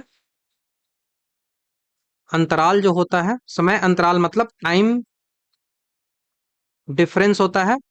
टाइम डिफरेंस जो होता है वो कितना होता है, तो टाइम डिफरेंस जो होता है वो मैंने कहा कि T/2 का ऑड डिफरेंस होता है, मल्टीपल ऑड डिफरेंस होता है, ये आपको ध्यान रखना होगा। इसका सीधा सा मतलब है कि n बराबर क्या होगा, लास्ट जो होगा 2n-1 पाई होता है, ठीक है। तो आपको ये हमेशा ध्यान रखना है कि अपोजिट वाला पूछे तो अपोजिट वाला में डिफरेंट इवन होता, अपोजिट वाला में जो है वो इवन ऑड होता है, और सेम वाला में इवन होता है। पाई, पाई/2, T/2, ठीक है, पाई/2, T/2। यदि हम व्यक्तिकरण की बात करें जिसको इंटरफेरेंस कहा जाता है, तो समान कला में मिलने पर तरंगों का आयाम जो है वो जुड़ जाता है, जिससे वो कंस्ट्रक्टिव इंटरफेज कहते हैं। जैसे प्रकाश का चमकीला होना, लेकिन जैसे ही वो विपरीत कला में जाता है तो ये जो है वो डिस्ट्रक्टिव इंटरफेरेंस होता है, जो कि बहुत ज्यादा नुकसानदायक होता है, बहुत ज्यादा ये नुकसानदायक होता है। तो ये जो होता है वो कब होता है, फिजिक्स में ये सब पढ़ना होता है, पढ़ेंगे जब जरूरत होगा तो, मतलब जब चैप्टर करेंगे तो। ये डिस्ट्रक्टिव फेज होता है, ये डिस्ट्रक्टिव इंटरफेरेंस होता है, ये डिस्ट्रक्टिव इंटरफेरेंस होता है विपरीत काल में। और यही सेम फेज में यदि बात करें तो ये कंस्ट्रक्टिव होता है, ये कंस्ट्रक्टिव इंटरफेरेंस जो है वो होता है। ये भी सवाल आपसे पूछा जा सकता है, कंस्ट्रक्टिव इंटरफेरेंस, संपोषी व्यतिकरण, कंस्ट्रक्टिव इंटरफेरेंस, ठीक है, कंस्ट्रक्टिव इंटरफेरेंस। तो ये ध्यान आपको रखना है। चलिए नेक्स्ट सवाल की ओर बढ़ते हैं। सवाल है गैल्वेनोमीटर के बारे में कि गैल्वेनोमीटर जो होता है वो निम्नलिखित में से किसके साथ जुड़कर वोल्ट मीटर में परिवर्तित हो जाता है। गैल्वेनोमीटर से ही वोल्ट मीटर हम बनाते हैं। तो कैसे? तो ये हाई रेसिस्टेंस वायर को हम सीरीज में जब जोड़ते हैं तब प्राप्त होता है high resistance wire in series. तो उच्च प्रतिरोध तार को श्रेणी क्रम में जब जोड़ा जाता है तब ये प्राप्त होता है। ठीक है, तो हमें निकालना क्या है? हमें वोल्ट मीटर बनाना है। हमें जो है वो वोल्ट मीटर बनाना है। तो वोल्ट मीटर के बारे में सबसे पहले तो आपको याद रखना है कि वोल्ट मीटर का यूज जो है वो क्या क्या होता है। तो वोल्ट मीटर का उपयोग जो होता है वो वोल्टेज या फिर पोटेंशियल डिफरेंस को मापने के लिए होता है। वोल्टेज कह लो या तो आप जो है वो पोटेंशियल डिफरेंस कह लो, पोटेंशियल डिफरेंस कह लो, इसको मापने के लिए किया जाता है। और एक जो है, यदि हम एक आदर्श वोल्ट मीटर की बात करें, एक आइडियल वोल्ट मीटर की बात करें, एक आदर्श वोल्ट मीटर की बात करें, तो उस आदर्श वोल्ट मीटर का प्रतिरोध जो होता है, उस आदर्श वोल्ट मीटर का जो प्रतिरोध होता है वो कितना होता है? तो वो अनंत होता है, वो इन्फिनिटी होना चाहिए, ताकि यह मुख्य परिपथ में जो करंट होता है उसको ना खींचे। मुख्य परिपथ से कोई भी करंट ना खींचे, इसके लिए ये क्यों होना चाहिए? क्यों होना चाहिए? तो मुख्य परिपथ से कोई धारा ना ले। तो मेन जो परिपथ होता है, मेन जो पाथ होता है, मुख्य परिपथ से कोई धारा न ले या फिर ना खींचे, इस कारण से ये होता है। तो कारण भी यदि आपसे पूछा जाए तो आपको ध्यान होना चाहिए। ठीक है, गैल्वेनोमीटर को वोल्ट मीटर में बदलने के लिए हमें उसका जो है वो कुल प्रतिरोध को बढ़ाना पड़ेगा। वोल्ट मीटर, गैल्वेनोमीटर को यदि वोल्ट मीटर में कन्वर्ट करना है तो उसका जो जो टोटल जो उसका जो रेसिस्टेंस है उसको बढ़ाना पड़ेगा। अब प्रतिरोध बढ़ाने के लिए गैल्वेनोमीटर की जो कुंडली होती है उसको सीरीज में हाई रेसिस्टेंस वाले तार के साथ जोड़ दिया जाएगा, हाई रेसिस्टेंस वाले वायर के साथ जोड़ दिया जाएगा, तो जो है वो जो बन जाएगा। ठीक है, तो यहाँ पे जो रेसिस्टेंस इक्विवेलेंट बनता है, इसको ऐसे समझो, थोड़ा सा मैं पीछे कर लेता हूं इसको। तो ये आप देखो, ये है वोल्ट मीटर ऊपर वाला, और इसी वोल्ट मीटर को हमें आमीटर में कन्वर्ट करना है। ठीक है, इसी वोल्ट मीटर को आमीटर में हमें कन्वर्ट करना है। तो रेसिस्टेंस इक्विवेलेंट जो होता है, रेसिस्टेंट इक्विवेलेंट जो होता है वो क्या होता है? रेसिस्टेंस ऑफ गैल्वेनोमीटर, उसके साथ रेसिस्टेंस जो है वो हाई रेसिस्टेंस जो है वो जोड़ देते हैं, हाई रेसिस्टेंस जोड़ देते हैं, सीरीज में जोड़ देते हैं, तब जो ये जाके बन जाता है। तो वोल्ट मीटर है जहां पे रेसिस्टेंस है, वोल्ट मीटर जो है रेसिस्टेंस वहां पे है। अब इसी को जो है वो गैल्वेनोमीटर जो है उसमें रेसिस्टेंस है, अब इस गैल्वेनोमीटर को सीरीज में ही जोड़ देंगे तो जो है वो वोल्ट मीटर बन जाएगा। ठीक है, गैल्वेनोमीटर को हाई रेसिस्टेंस के साथ, गैल्वेनोमीटर को हाई रेसिस्टेंस के साथ हमने सीरीज में जोड़ दिया तो वोल्ट मीटर बन गया है, वोल्ट मीटर बन गया है। ये आपको ध्यान रखना होगा। ठीक है, तो एक आदर्श जो वोल्ट मीटर होता है उसका प्रतिरोध इन्फिनिटी होता है, ये आपको ध्यान रखना है। और एक आदर्श, एक आइडियल, आदर्श आइडियल आमीटर जो होता है, आइडियल आमीटर जो होता है उसका जो प्रतिरोध होता है वो जीरो होना चाहिए, लेकिन ऐसा होता नहीं है। परिपथ में वोल्ट मीटर को हमेशा समानांतर में जोड़ा जाता है, जबकि आमीटर को हमेशा श्रेणी क्रम में जोड़ा जाता है। तो आमीटर जो होता है वो हमेशा सीरीज में जुड़ता है, सीरीज में जुड़ता है। और वहीं जो वोल्ट मीटर होता है, वोल्ट मीटर जो होता है वो वोल्ट मीटर किस में जुड़ता है? तो वोल्ट मीटर जो है वो वोल्ट मीटर समानांतर में जुड़ता है। वोल्ट मीटर जो है वो किस में जुड़ेगा? तो वोल्ट मीटर जो है वो समानांतर मतलब पैरेलल में जुड़ेगा। किसमें? तो परिपथ के साथ, परिपथ के साथ वो पैरेलल में जुड़ जाएगा। ये आपको ध्यान रखना होगा। यदि हम low resistance with low resistance wire को यदि हम पैरेलल में जोड़ते हैं तो इस व्यवस्था का उपयोग करके गैल्वेनोमीटर को आमीटर में बदलने के लिए किया जाता है। ठीक है, यदि हम लो रेसिस्टेंस वाले को पैरेलल में जोड़ते हैं, लो रेसिस्टेंस वाले को पैरेलल में जोड़ते हैं तो इसके इससे हम आमीटर में कन्वर्ट कर देते हैं। तो इससे जो है वो क्या बनता है, इससे आमीटर बनता है।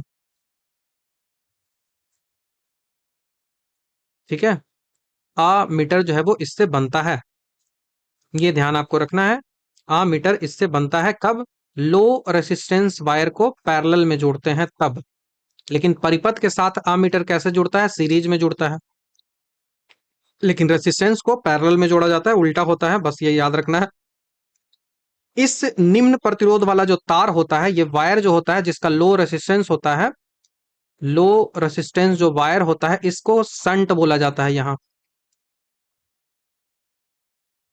यहाँ इसको संट जो है वो कहा जाता है, तो ये आपको ध्यान रखना होगा। नेक्स्ट सवाल की ओर बढ़ते हैं। सवाल पूछा जा रहा है कि तारे जो है वो क्यों ट्विंकल करते हैं। तो तारा जो ट्विंकल करता है वो पृथ्वी के वायुमंडल की विभिन्न परतों में अपवर्तनांक जो है वो लगातार बदलता रहता है, इस कारण से ट्विंकल करते रहता है। यहाँ से एक तारा था, इसकी लाइट ऐसे निकली, लेकिन बीच में पार्टिकल आ गया, तो ना अपवर्तनांक बदला, तो ऐसे हो गया, फिर ऐसे हो गया, फिर ऐसे हो गया। तो आपकी आंख बहुत दूर है ना, तो आपकी आंख तक जब ये पहुंचता है तो बहुत ज्यादा जो है वो ट्विंकल करने लगता है। तो यही रीजन जो है वो मेन होता है, एटमॉस्फेरिक रिफ्लेक्शन के कारण जो है वो होता है। जब तारा प्रकाश पृथ्वी के वायुमंडल में प्रवेश करता है तो वो हवा की परतों के बीच गुजरता है। हवा का तापमान और डेंसिटी लगातार बदलता रहता है, जिस कारण से रिफ्रैक्टिव इंडेक्स है वो भी लगातार बदलते रहता है। इस बदलते अपवर्तनांक के कारण प्रकाश की कण जो है वो बार बार मुड़ती रहती है, इसलिए हमारी आंख तक पहुंचने वाला प्रकाश की मात्रा जो है वो कभी अधिक होती है और कभी कम होता है, जिस कारण से हम कहते हैं कि वो टिमटिमा रहा है, वो ट्विंकल कर रहा है। तो ये आपको ध्यान रखना होगा, बहुत इंपॉर्टेंट है। ठीक है। वायुमंडल अपवर्तन के अन्य उदाहरण जो है वो क्या होता है। तो वायुमंडल अपवर्तन जो होता है एटमॉस्फेरिक, क्या है वायुमंडल अपवर्तन, हाँ वायुमंडल अपवर्तन, वायुमंडल के विभिन्न परतों के बीच अपवर्तन, ये वाला जो है इसका और उदाहरण जो है वो यदि हम बात करें तो इसका और उदाहरण होता है कि सूर्य पहले आपको दिखता है, सूर्य जो एडवांस सनसाइन जो आपको दिखता है वो डिलेड सनसाइन जो आपको दिखता है, बाद में सूरज जो है वो डूबने के बाद भी कुछ देर तक लाइट जो रहता है वो, और तारों का अपना वास्तविक स्थिति में थोड़ा ऊंचा दिखाई देना, ये भी इसी के कारण होता है। ग्रह क्यों नहीं टिमटिमाते हैं, क्योंकि तारे जो है ना वो पॉइंट सोर्स की तरह काम करते हैं, बहुत दूर होते हैं, जबकि ग्रह जो है वो पृथ्वी के करीब होता है और जो है वो एक्सटेंडेड लाइट सोर्स की तरह काम करता है, ना कि पॉइंट सोर्स की तरह काम करता है। तो ये भी पूछा जा सकता है आगे, तो ये याद आप रख सकते हो। ठीक है, और बाकी ग्रहों के पास तो अपना प्रकाश होता भी नहीं है ना, तो ये भी आपको ध्यान रखना है। बाकी तारों की दूरी उतना नहीं समझना है। चलो नेक्स्ट हम बात करते हैं 24वें नंबर सवाल की। हबल कांस्टेंट की बात कर रहा है कि हबल कांस्टेंट जो होता है वो उसका सिग्निफिकेंस क्या है, हबल कांस्टेंट का। तो हबल कांस्टेंट का सिग्निफिकेंस है कि यह ब्रह्मांड के विस्तार की दर को मापता है। ऑप्शन नंबर डी हमारा याद रखना है। एस्ट्रोनॉमी में हबल का नियम बताता है कि गैलेक्सी जो है वो पृथ्वी से कितना दूर है। हबल लॉ जो है वो क्या करता है, तो बताता है कि जो गैलेक्सी हमारा है, आकाशगंगा है, गैलेक्सीज और अर्थ जो है उनके बीच का डिस्टेंस कितना है, दूरी कितनी है, ये जो है वो बताता है। वो इतन वे उतने ही अधिक गति से हमेशा दूर दूर जो जा रही है। ठीक है, आकाश गंगाएं पृथ्वी से जितना दूर है वो उतना ही अधिक जो है वो दूर जा रही है। मतलब जितना दूर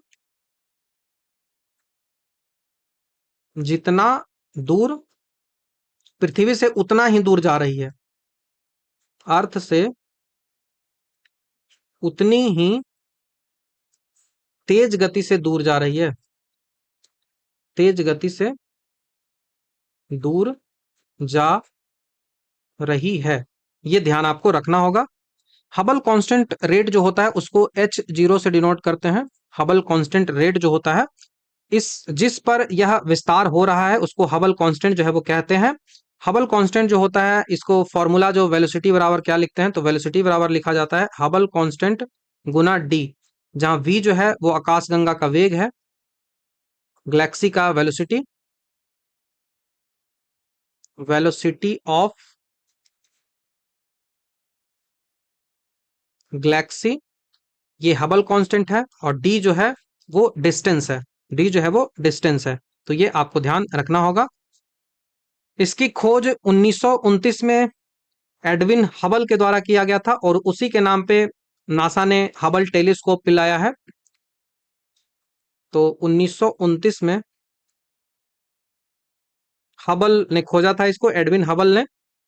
हबल जो कांस्टेंट होता है उसका व्युत्क्रम जो होता है h/0 जो होता है, ये हमें ब्रह्मांड की अनुमानित आयु बताता है। तो एज ऑफ यूनिवर्स के बारे में बताता है, एज ऑफ यूनिवर्स के बारे में बताता है, जो कि लगभग जो है 13.8 अरब वर्ष है। 13.8 अरब वर्ष जो है वो है। ये आपको ध्यान रखना होगा, ठीक है, ये इंपॉर्टेंट है।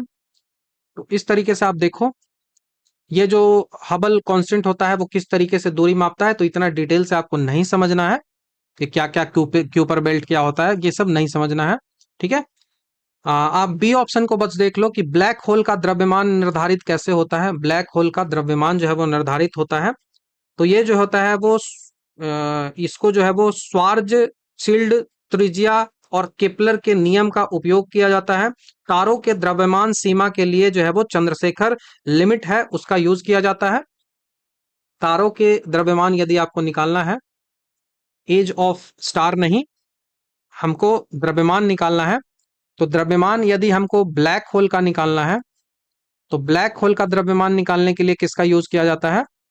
तो ब्लैक होल का द्रव्यमान निकालने के लिए यूज किया जाता है स्वान स्वांज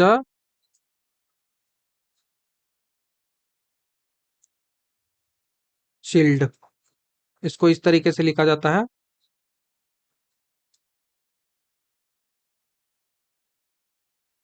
ठीक है। ये रेडियस, तो स्वार्ज स्विचल्ड रेडियस के नियम और उसके साथ ही साथ केपलर का लॉ जो है, इन दोनों को जब मिलाते हैं तब इसको निकाला जाता है। वहीं द्रव्यमान यदि हमको तारों का निकालना है, तो इसके लिए चंद्रशेखर लिमिट है, उसको यूज करते हैं। चंद्रशेखर सीमा जो है उसको यूज किया जाता है, और चंद्रशेखर लिमिट कितना है? तो 1.44 एम। तारों के लिए 1.44 एम जो है वो याद रखिएगा, ठीक है।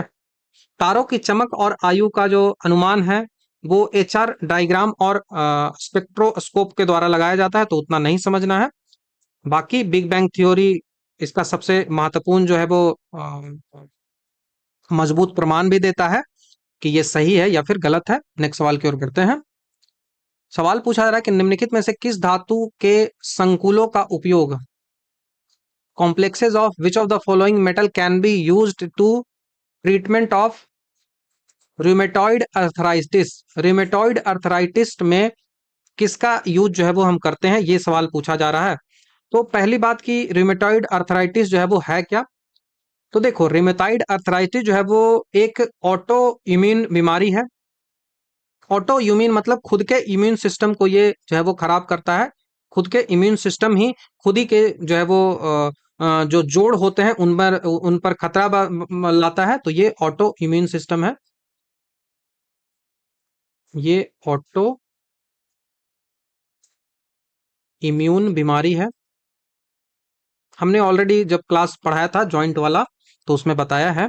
ऑटो इम्यून बीमारी है जिसमें जोड़ों में सूजन और दर्द होता है। चिकित्सक विज्ञान में इसके इलाज के लिए गोल्ड के कॉम्प्लेक्सेस का यूज किया जाता है। गोल्ड के जो कॉम्प्लेक्सेस होते हैं उनका उपयोग किया जाता है। सोने के यौगिक के माध्यम से किए जाने वाला इस जो उपचार है, इस उपचार को क्या कहा जाता है? तो इस जो उपचार है इसको कहा जाता है क्राइसोथेरेपी। क्राइसोथेरेपी इसको कहा जाता है, क्राइसोथेरेपी कहा जाता है, या फिर इसको गोल्ड थेरेपी भी कहा जाता है। गोल्ड थेरेपी इसको कहा जाता है। ये आपको ध्यान रखना होगा, बहुत इंपॉर्टेंट है, ठीक है। और यदि हम बात करें इसके उपयोग इसके लिए उपयोग किया जाने वाला जो दवा है, ये जो थेरेपी है, इस थेरेपी में जो दवा यूज किया जाता है, जो मेडिसिन यूज किया जाता है, ये भी तो सवाल पूछा जा सकता है ना।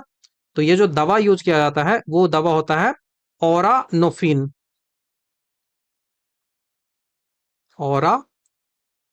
औरानोफिन। उतना डिटेल में नहीं जाना है। जॉइंट्स की बीमारी होती है, हेल्दी जॉइंट्स आप देखो इस तरीके से होती है, लेकिन यहाँ पे बोन का भी इरोजन हो जाता है। आपका जो है वो बोन जो है वो स्वेल भी, इन्फ्लामेशन भी होता है साइनोवियल मेम्ब्रेन में।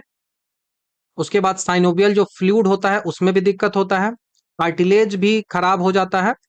ज्वाइंट शेप है वो भी खराब हो जाता है। तो ये ज्वाइंट में होता है, और ये ऑटो इम्यून बीमारी है, मतलब खुद ही का इम्यून सिस्टम खुद ही को बर्बाद कर देगा। ठीक है। कॉपर की हम बात करें तो यह शरीर में इंजाइम के लिए आवश्यक है, लेकिन अर्थराइटिस के लिए कोई ऐसा नहीं होता है। बाकी आयरन की बात करें तो ये एनीमिया, जो खून की कमी है, उसके इलाज में यूज किया जाता है। रुथेनियम की बात करें, रुथेनियम जो होता है इसका, इसके जो संकुल होते हैं, कॉम्प्लेक्सेज होता है, उसका उपयोग जो है वो एंटी कैंसर दवाओं में किया जाता है। एंटी कैंसर दवा है उसमें जो है वो इसका उपयोग जो है वो किया जाता है। प्लेटिनम की बात करें तो इसके जो प्लेटिनम के जो संकुल होते हैं, कॉम्प्लेक्सेज होते हैं, उसको सस्पैटिन का उपयोग, प्लेटिनम का जो सस्पैटिन है उसका उपयोग कैंसर का जो ट्यूमर ट्यूमर जो होता है, कैंसर होता है, उसके इलाज में भारी मात्रा में किया जाता है। तो ये आपको ध्यान रखना होगा।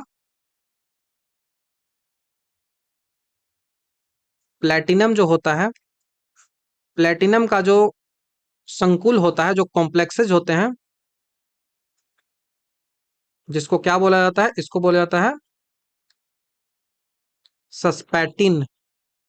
प्लेटिनम का जो सस्पैटिन होता है इसका उपयोग जो है वो किसमें करते हैं, तो हम कैंसर के इलाज में करते हैं।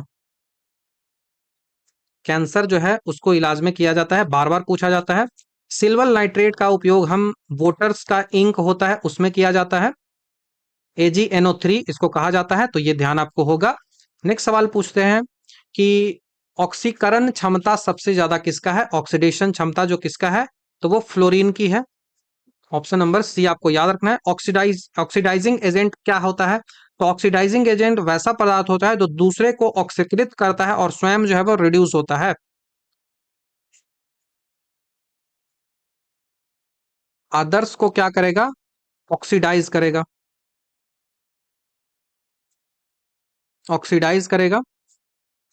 खुद जो है वो क्या होगा, रिड्यूस होगा। खुद जो है वो रिड्यूस होगा।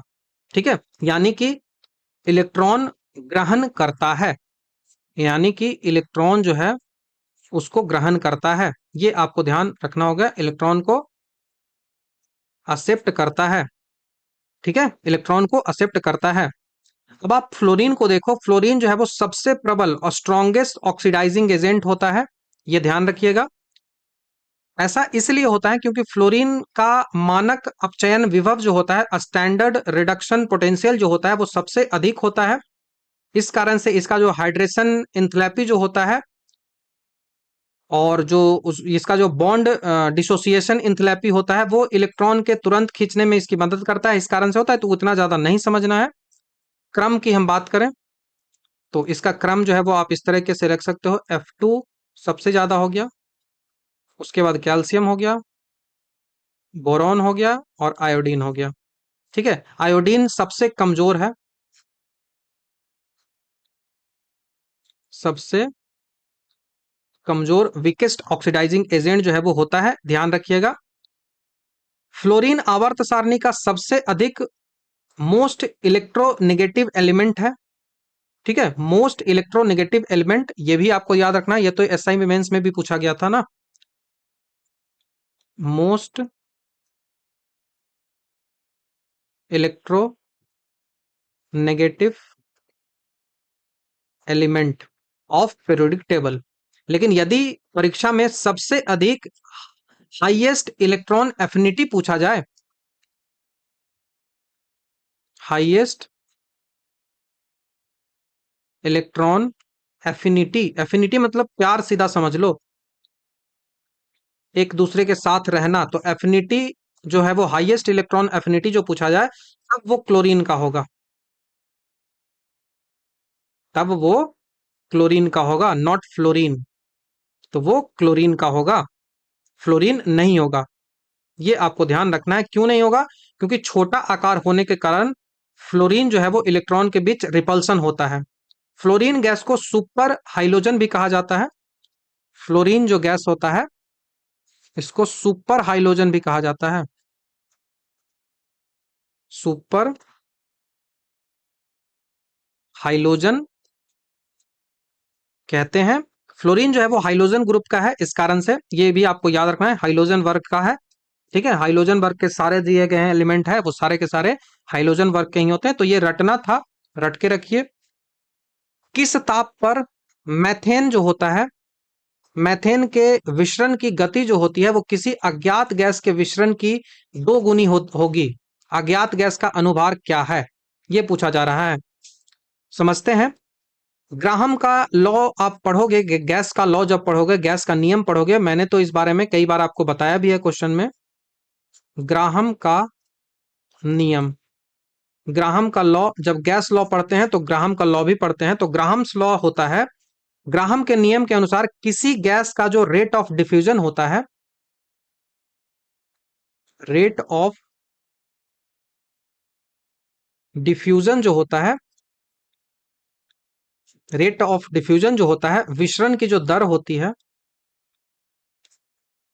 विसरण की दर जो होती है, रेट ऑफ डिफ्यूजन जो होता है, जिसको आर से हम डिनोट करते हैं, वो जो होता है वो मोलर मास के स्क्वायर रूट के इनवर्सली प्रोपोर्शनल होता है। तो आप ऐसे लिख सकते हो, रेट ऑफ डिफ्यूजन ये क्या होता है, तो रेट ऑफ डिफ्यूजन 1 हो गया और रेट ऑफ डिफ्यूजन 2 हो गया। तो ये जो है वो इनवर्सली प्रोपोर्शनल होगा, मतलब अंडर रूट में होगा, और मास जो होगा वो उधर वाला इनवर्सली प्रोपोर्शनल है, तो उल्टा होगा। जैसे इसको ऐसे लिखोगे ना, आर जो है वो इनवर्सली प्रोपोर्शनल होगा 1/m2 का। अब इसी तरीके से उसको करोगे तो R2 के लिए M1 हो जाएगा, तो उल्टा कर दोगे तो M2/M1 हो जाएगा। ठीक है, मैंने ये कैलकुलेट करके भी आपको जब क्लास बताया था ना, तो उस क्लास में मैंने केमिस्ट्री वाली क्लास में गैसों का नियम जब पढ़ा रहा था तो वहां पे इसको एक्सप्लेन भी किया था। ठीक है, इसको एक्सप्लेन भी किया था। अब देख लो, मीथेन है, मीथेन मतलब CH4 है, गैस आपको मिला है मीथेन, CH4 है।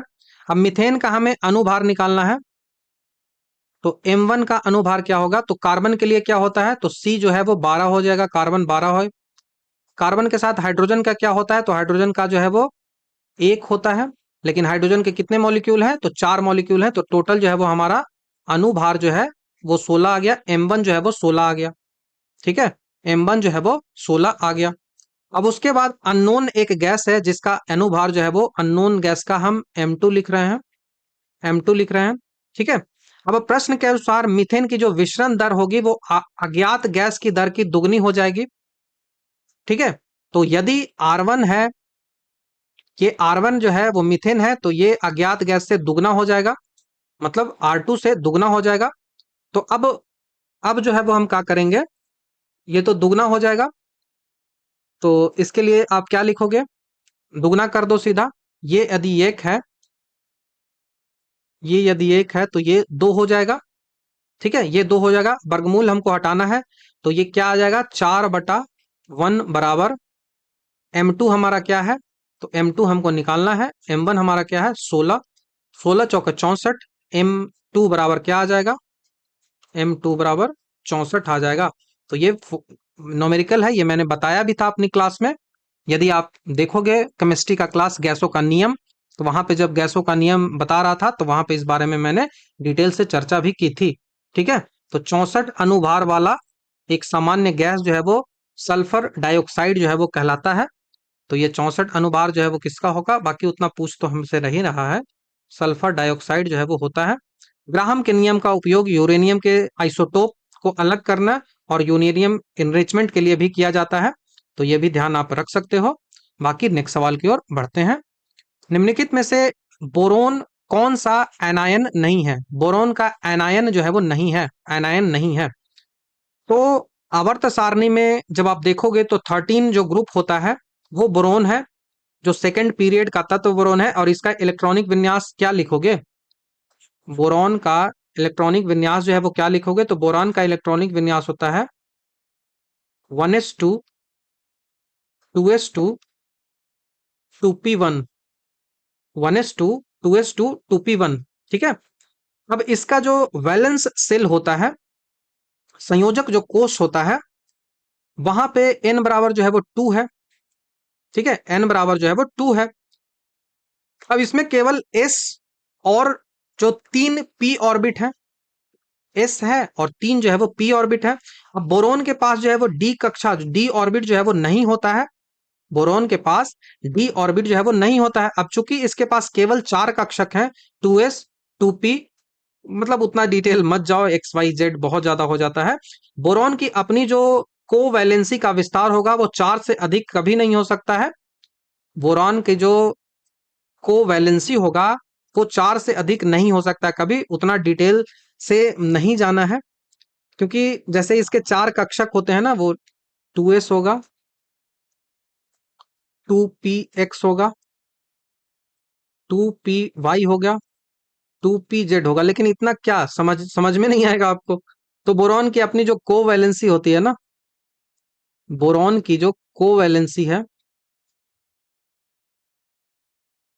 कोवैलेंसी जो होती है वो कभी भी 4 से ज्यादा नहीं होगा, 4 से ज्यादा नहीं होगा। ठीक है, 4 से ज्यादा नहीं कर सकता, तो मैक्सिमम कोवैलेंसी रेस्ट्रिक्टेड टू 4 है। अब जो है वो आप जो है वो ऑप्शंस को देखो। तो ऑप्शन नंबर डी जो आपको दिख रहा है, BF6 और ऊपर में 3 आयन है। तो ये आयन बनाने के लिए बोरॉन को 6 फ्लोरीन परमाणु के साथ जुड़ना होगा, यानी 6 के साथ जुड़ना होगा। मतलब जो कक्षा इसका है वो 6 होना चाहिए, लेकिन मैं कह रहा हूं कि कक्षा जो है वो 4 ही है। तो डी कक्षकों के बिना ये असंभव हो जाता है। तो अतः यही जो है वो नहीं बना सकता है बोरॉन। तो ऑप्शन नंबर डी आपको बस याद रखना था कि 4 से ज्यादा नहीं जाता है ये, इसके अलावा कुछ नहीं यहाँ पे समझना था। तो वर्ग 13 जो है उसका अगला जो तत्व एल्युमिनियम होता है। एल्युमिनियम जो है वो, एल्युमिनियम जो होता है वो 13 होता है। एल्युमिनियम जो है वो AlF6-3 जो है वो बना सकता है। ऐसा इसलिए होता है क्योंकि एल्युमिनियम जो है वो तीसरा आवर्त का तत्व है और उसके पास जो है वो 3D कक्षक, वैकेंट 3D ऑर्बिट मौजूद होते हैं, जिससे वह अपना ऑक्टेट जो है वो बना सकता है और 6 बंध जो है वो बना सकता है। लेकिन जो हम हमारा जो बोरोन है वो नहीं बना सकता, वो 4 तक ही रिस्ट्रिक्टेड है। तो ये रट भी लेते हो तो काफी होगा आपके लिए। बाकी आप देखोगे कि यहाँ पे भी 4 है, यहाँ पे भी 4 है, यहाँ पे भी 2 से मतलब 4 से कम ही है, तो सब तो बनेगा ही ना, सब तो बनेगा ही। ठीक है। तो बहुत आसान तो नहीं कहोगे, लेकिन ये यदि समझ जाते हो तो मुश्किल नहीं होगी आपको। निम्नलिखित में से किस यौगिक द्वारा अधिकतम सह संयोजक बंध जो है वो दिखाया जाता है? सह संयोजक बंध मतलब कोवैलेंट जो है वो बॉन्ड, कोवैलेंट कैरेक्टर जो है वो सबसे ज्यादा दिखाया जाता है, ये सवाल पूछा जा रहा है। तो ये जो क्वेश्चन आपसे पूछा जा रहा है वो फजन्स का रूल से पूछा जा रहा है।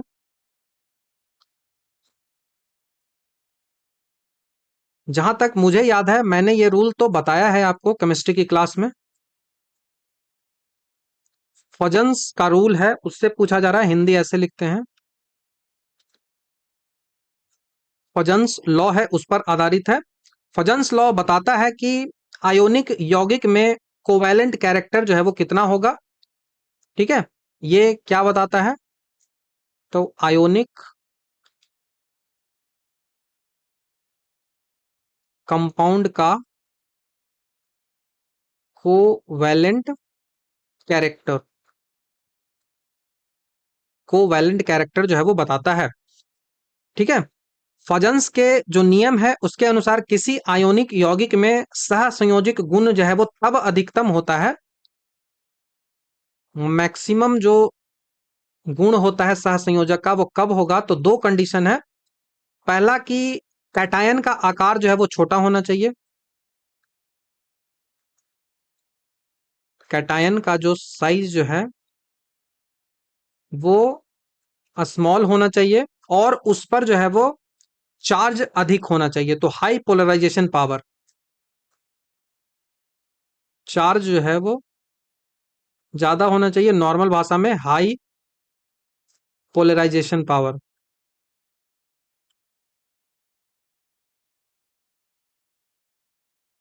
High polarization, high polarizing power, ये पहला रूल हो गया। दूसरा रूल होता है कि जो एनायन होता है निगेटिव वाला, एनायन का जो साइज होता है वो बड़ा होना चाहिए, और चार्ज जो होना चाहिए वो अधिक होना चाहिए, ज्यादा होना चाहिए। यहां पे भी जो होता है वो हाई पोलराइजेबिलिटी, हाई पोलराइजेबिलिटी जो है वो कहलाता है। अब विकल्प को जब आप एनालाइज करोगे तो सभी विकल्प जो है वो एनायन जो है वो सब में समान है, आयन जो है वो सब में समान है, क्लोराइड आयन जो है, ठीक है। इसीलिए केवल हमें कैटायन की ही तुलना करनी पड़ेगी क्योंकि सब में क्लोराइड आयन है, ठीक है। तो हमें यहाँ पे जो है वो धनायन है उसी की तुलना करनी पड़ेगी। 3 है, 2 है, 2 है, 2 है, ठीक है। 3 2 2 2 2 है। तो धनायन जो है वो Al+3 है, Al में 3 है, Mg में 2 है, Sn में 2 है, Fe में 2 है। तो इसमें एल्युमिनियम जो होता है वो Al3+ है, मतलब सबसे अधिक धनायन जो है वो यहाँ पे है। एल्युमिनियम में +3 जो है वो सबसे ज्यादा है, तो इसका आकार जो है वो ये भी छोटा होता है। तो उच्च आवेश +3 है और आकार जो है इसका छोटा है, इसी कारण इसका पोलराइजिंग पावर जो है वो सबसे अधिक होगा। इसका पोलराइजिंग पावर जो है वो अधिक होगा, मैंने ये बता रखा है, आपने देखा होगा उस वीडियो में। तो यह जो है वो क्लोराइड आयन के इलेक्ट्रॉन क्लाउड जो होता है उसको अपनी ओर सबसे ज्यादा खींचेगा, जिससे यौगिक में सबसे अधिक जो है वो मैक्सिमम कोवैलेंट कैरेक्टर जो है वो आ जाता है। तो आपका आंसर जो होगा वो एल्युमिनियम वाला हो जाएगा, जिसमें ज्यादा जो है वो आयंस होंगे वही इसका आंसर होता है। बस ऐसे भी आप रटते हो तो इतना में भी चल जाएगा काम। सह संयोजकता गुण बढ़ाने के लिए यौगिक का जो मेल्टिंग पॉइंट है वो कम किया जाता है। कोवैलेंट कैरेक्टर है, यदि इस कोवैलेंट कैरेक्टर को आपको इंक्रीज करना है, कोवैलेंट कैरेक्टर को यदि आपको बढ़ाना है तो आपको मेल्टिंग पॉइंट कम करना पड़ेगा। मेल्टिंग पॉइंट कम करना पड़ेगा।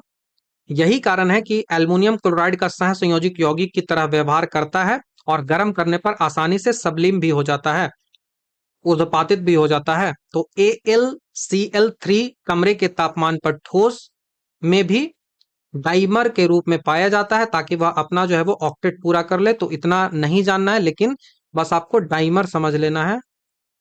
कभी भी आपसे पूछा जाए डाइमर, डाइमर मतलब द्विलक, और इसका बस फॉर्मूला याद रख लो, Al2Cl6। तो AlCl3 कमरे के तापमान पर ठोस में द्विलक के रूप में भी जो है वो पाया जाता है। बस इतना आपको जानना है और कुछ नहीं जानना है। नेक्स्ट सवाल की ओर बढ़ते हैं।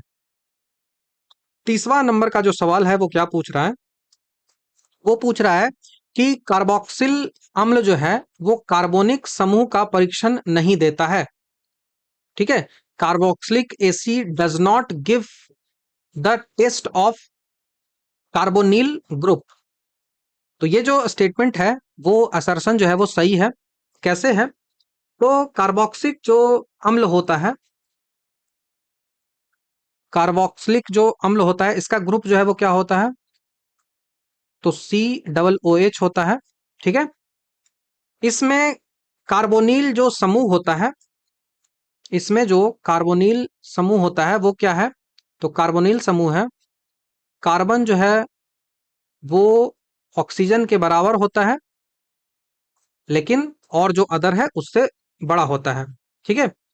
फिर भी यह जो है वो एल्डिहाइड और कीटोन की तरह कार्बोनिल समूह के विशिष्ट परीक्षण जैसे 2,4-DNAP टेस्ट, टॉलेंस टेस्ट, ये सब नहीं देता है। तो ये परीक्षण जो है वो नहीं कर पाता है, तो ये सत्य है। दूसरा ज्यादा डिटेल में नहीं जाना है, समझा रहा हूं, ठीक है।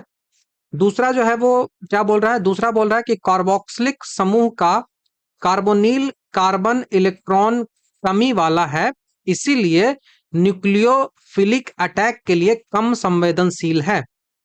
तो यह जो है वो गलत हो जाएगा, ये जो है वो गलत हो जाएगा। ठीक है, न्यूक्लियोफाइल जो होता है, जो इलेक्ट्रॉन धनी होता है उसको न्यूक्लियोफाइल कहा जाता है, मतलब इलेक्ट्रॉन जिसमें ज्यादा है उसमें इलेक्ट्रॉन धनी जो है, इलेक्ट्रॉन पॉजिटिव जो है, वो न्यूक्लियोफाइल कहलाता है। तो न्यूक्लियोफाइल जो हम न्यूक्लियोफाइल वहां हमला करता है जहां इलेक्ट्रॉन की कमी होती है, इलेक्ट्रॉन की जहां डिफिशियंसी होती है। और कार्बोक्सिलिक जो अम्ल होता है वो OH समूह के ऑक्सीजन पर मौजूद लोन पेयर का रेजोनेंस के कारण कार्बोनिक कार्बन की ओर चला जाता है, और इस अनुनाद, इस रेजोनेंस के कारण जो है वो कार्बोनिक कार्बन जो होता है, कार्बोनिक कार्बन की इलेक्ट्रॉन की कमी दूर हो जाती है। तो ये जो है वो इससे क्या होता है, लेस इलेक्ट्रॉन डिफिशियंट हो जाता है। चूंकि कार्बन पर अब पॉजिटिव चार्ज कम है, इसीलिए जो न्यूक्लियोफाइल होगा उस पर आसानी से हमला नहीं कर पाता है, तो ये संवेदनशील नहीं होता है, ये गलत हो जाएगा। तो ये जो होगा इसका जो है वो क्या होगा, आर जो है वो निष्कर्ष है वो क्या कह रहा है, यह कह रहा है कि कार्बन जो है वो इलेक्ट्रॉन कमी वाला है, इसीलिए कम संवेदनशील है, जो कि कॉन्ट्राडिक्शन है। असल में वह जो है वो इलेक्ट्रॉन कमी वाला नहीं है, इसीलिए कम संवेदनशील है। ठीक है, इसीलिए कम संवेदनशील है। तो ए सत्य है लेकिन आर जो है वो असत्य हो जाएगा। ए सत्य है लेकिन आर असत्य हो जाएगा, ध्यान आपको रखना है। बाकी उतना ज्यादा जरूरी नहीं है, लेकिन पढ़ लो कि कार्बोक्सिलिक अम्ल जो होता है वो नाभिक रागी योगात्मक अभिक्रिया नहीं दे सकता है, न्यूक्लियोफिलिक एडिशनल रिएक्शन जो है वो नहीं दे सकता है। एल्डिहाइड और कीटोन ऐसे रेजोनेंस नहीं होते हैं, इसीलिए उनका कार्बोनिक कार्बन जो होता है वो अत्यधिक इलेक्ट्रॉन कमी वाला होता है, और वह आसानी से परीक्षण देता है, लेकिन अदर जो मैंने बताया वो नहीं देता है। तो ये ध्यान रखिएगा। बाकी टफ है, मुश्किल तो होगा ही। इनमें से कौन सा सबसे मीठा शुगर है? सबसे मीठा जो शुगर होता है वो फ्रुक्टोज होता है, फ्रूट्स में देखने को मिलता है। Option number D. शुगर क्या है उससे पहले कुछ स्टैटिक फैक्ट समझ लो। स्वीटेस्ट नेचुरल शुगर जो होता है वो फ्रुक्टोज होता है। फ्रुक्टोज जो होता है वो मुख्य रूप से फ्रूट्स में मिलता है, हनी में मिलता है, इसीलिए इसे जो है वो फ्रूट शुगर भी कहा जाता है। यदि हम सुक्रोज सुक्रोज जो होता है उसको जो है वो टेबल शुगर कहते हैं, तो टेबल शुगर की मिठास से 100 माने तो फ्रुक्टोज की जो मिसार होती है, मिठास होती है, वो 170 होती है, अर्थात चीनी से लगभग 1.7 गुना अधिक होती है। तो सुक्रोज जो होता है इसको टेबल शुगर कहते हैं, टेबल शुगर जो है वो कहा जाता है। बाकी ग्लूकोज जो है इसको ब्लड शुगर बोलते हैं, ब्लड शुगर बोलते हैं, C6H12O6 आपको पता है। या फिर इसको अंगूर का शुगर भी बोलते हैं, इसको अंगूर शुगर भी कहा जाता है। यह फ्रुक्टोज और सुक्रोज दोनों से कम मीठा होता है। ठीक है, फ्रुक्टोज और सुक्रोज दोनों से कम मीठा होता है। तो मिठास की बात करें तो फ्रुक्टोज पहले नंबर पे आएगा, दूसरे जो है वो सुक्रोज आएगा, तब जाके तीसरा नंबर पे जो है वो ग्लूकोज आएगा, ग्लूकोज आएगा, ये ध्यान रखना है। ठीक है, सुक्रोज को टेबल शुगर जो है वो कहा जाता है, और इसको जो है वो केन शुगर, गन्ना शुगर भी कहा जाता है, केन शुगर भी कहा जाता है। यह ग्लूकोज और फ्रुक्टोज से मिलकर बना हुआ होता है। तो सुक्रोज जो है वो ग्लूकोज एंड फ्रुक्टोज से मिलकर बना हुआ था, ये तो आपको समझाऊंगा मैं आगे भी। माल्टोज जो है वो इसको माल्ट शुगर कहा जाता है, अंकुरित बीज में पाया जाता है, और यह सबसे कम मीठा होता है। माल्टोज जो है ये अंकुरित बीजों से मिलता है, अंकुरित बीज जो होता है उनमें ये पाया जाता है, अंकुरित बीज में। स्प्राउटेड बीज जो होते हैं उसमें का मिला जाता है, और सबसे कम मीठा, सबसे कम मीठा, सबसे ज्यादा जो है वो फ्रुक्टोज होता है, ये आपको ध्यान रखना होगा। ठीक है, बाकी आपको याद रखना है कि आर्टिफिशियल स्वीटनर भी पूछा जा सकता है आपसे, और आर्टिफिशियल जो स्वीटनर होता है वो सैकरीन सबसे ज्यादा होता है मिठास। प्राकृतिक शर्करा में फ्रुक्टोज सबसे ज्यादा मीठा है, लेकिन यदि कृत्रिम की बात करें, यहीं पे मैं लिख देता हूं, यदि हमसे आर्टिफिशियल स्वीटनर की बात करें, ये भी मैंने अपने क्लास में बता रखा है केमिस्ट्री वाले में। तो आर्टिफिशियल शुगर के बारे में पूछा जाए तो कृत्रिम रसायन में सबसे ज्यादा जो होगा वो कौन सा होगा? आर्टिफिशियल में सबसे ज्यादा जो होगा वो एलिटैम होता है, एलिटैम होता है। उसके साथ साथ जो है वो सुक्रालोज होता है, सुक्रालोज होता है। ठीक है, ये सुक्रोज से क्रमशः 2000 गुना और 6000 गुना अधिक मीठा होता है। ये एलिटोज जो है वो 2000 और सुक्रालेज जो है वो होता है। उसके बाद जो है वो सैकरीन की, सैकरीन तो बार बार आपके एग्जामिनेशन में आता भी है। सैकरीन जो है वो भी एक आर्टिफिशियल शुगर ही है। ये सबसे पुराना कृत्रिम स्वीटनर है जो चीनी से लगभग 550 गुना अधिक मीठा होता है। चीनी से 550 गुना अधिक जो है वो मीठा होता है। डायबिटीज के मरीजों के द्वारा इस्तेमाल किया जाता है। इसमें 0 कैलोरी होती है, ये याद आपको रखना है। मतलब कोई एनर्जी आपको नहीं मिलेगा खाने से। तो इसका कैलोरीफिक वैल्यू जो होता है, कैलोरी जो होता है वो 0 होता है। कैलोरी इसका 0 होता है, ये ध्यान आपको रखना है। स्ट्रक्चर्स पूछे जा सकते हैं तो स्ट्रक्चर आप ध्यान रख लीजिएगा कि ये जो है वो ग्लूकोज का होता है, ये फ्रुक्टोज का होता है। ठीक है, तो ये सब ध्यान रख सकते हो। बाकी कार्बोहाइड्रेट जो होता है वो मोनोसेकेराइड होता है। इसका जो बेसिक यूनिट हो जाए वो सेकेराइड होता है।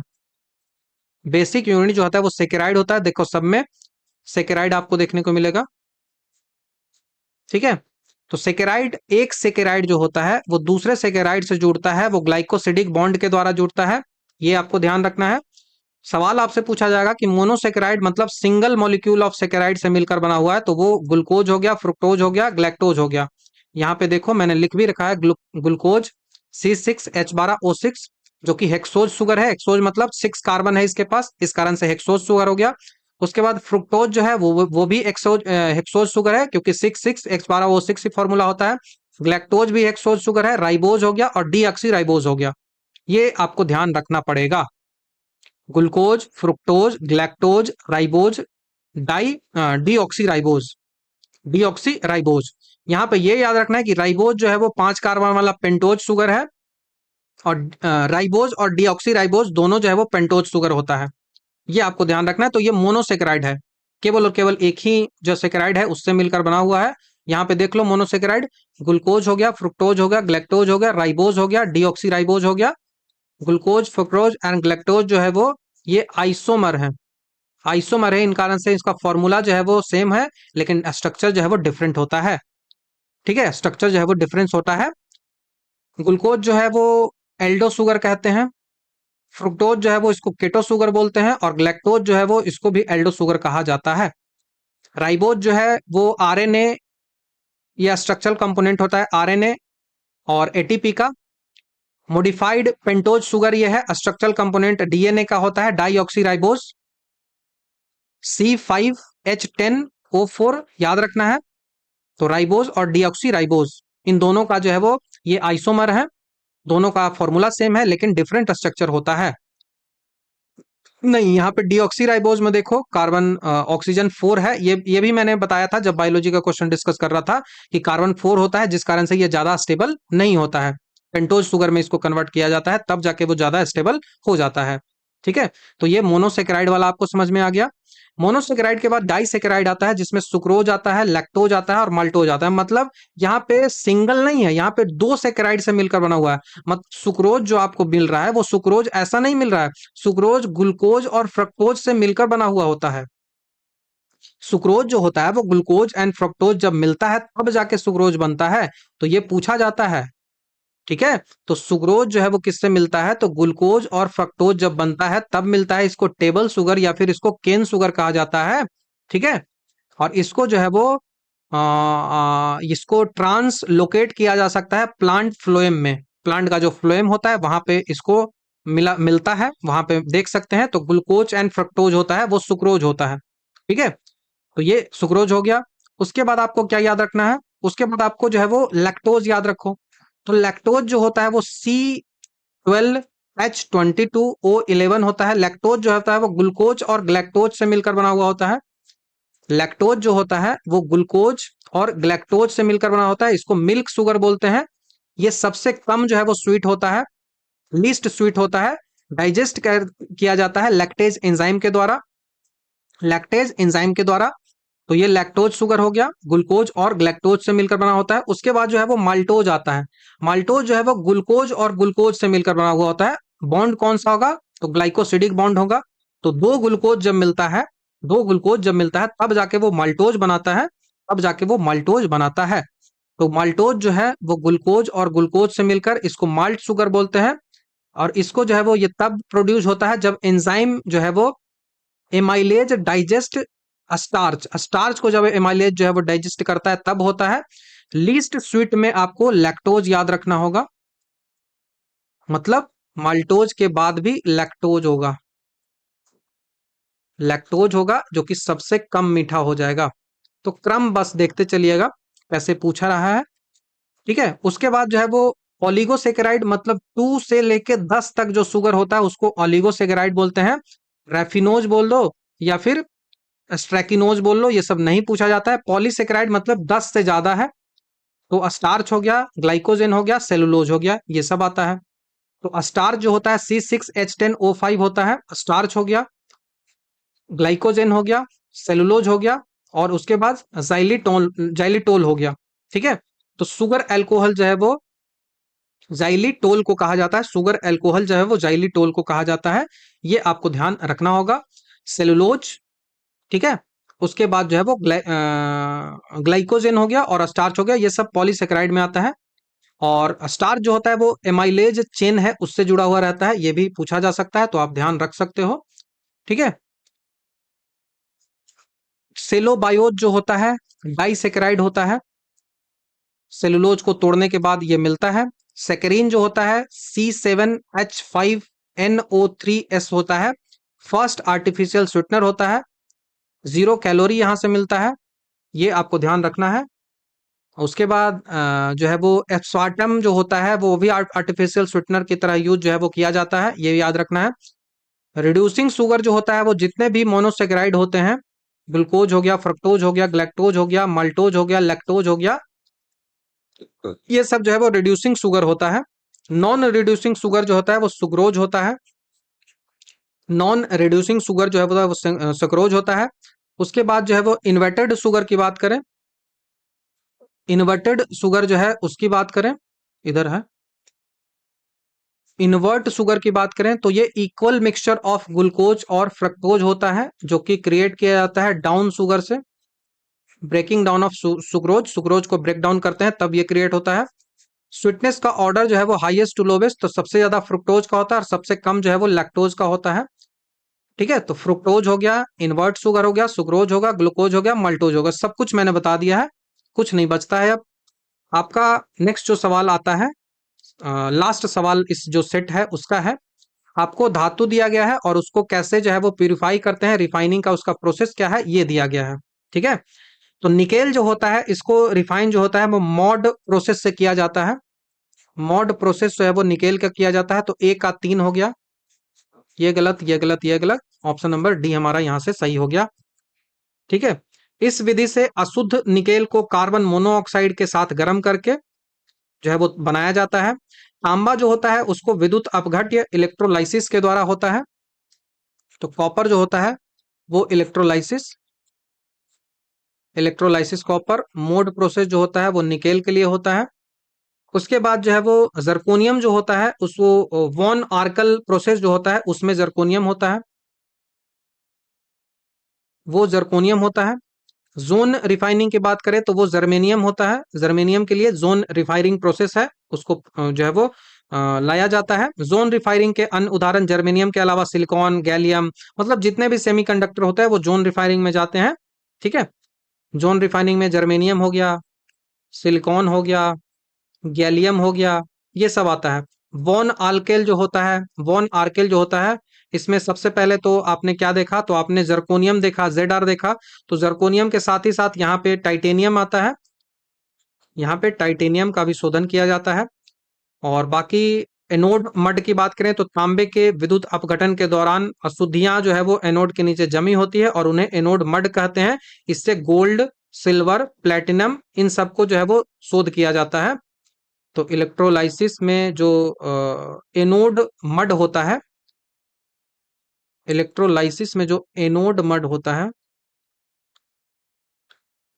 उस प्रोसेस से जो है वो गोल्ड को किया जाता है, सिल्वर को किया जाता है, प्लेटिनम को किया जाता है।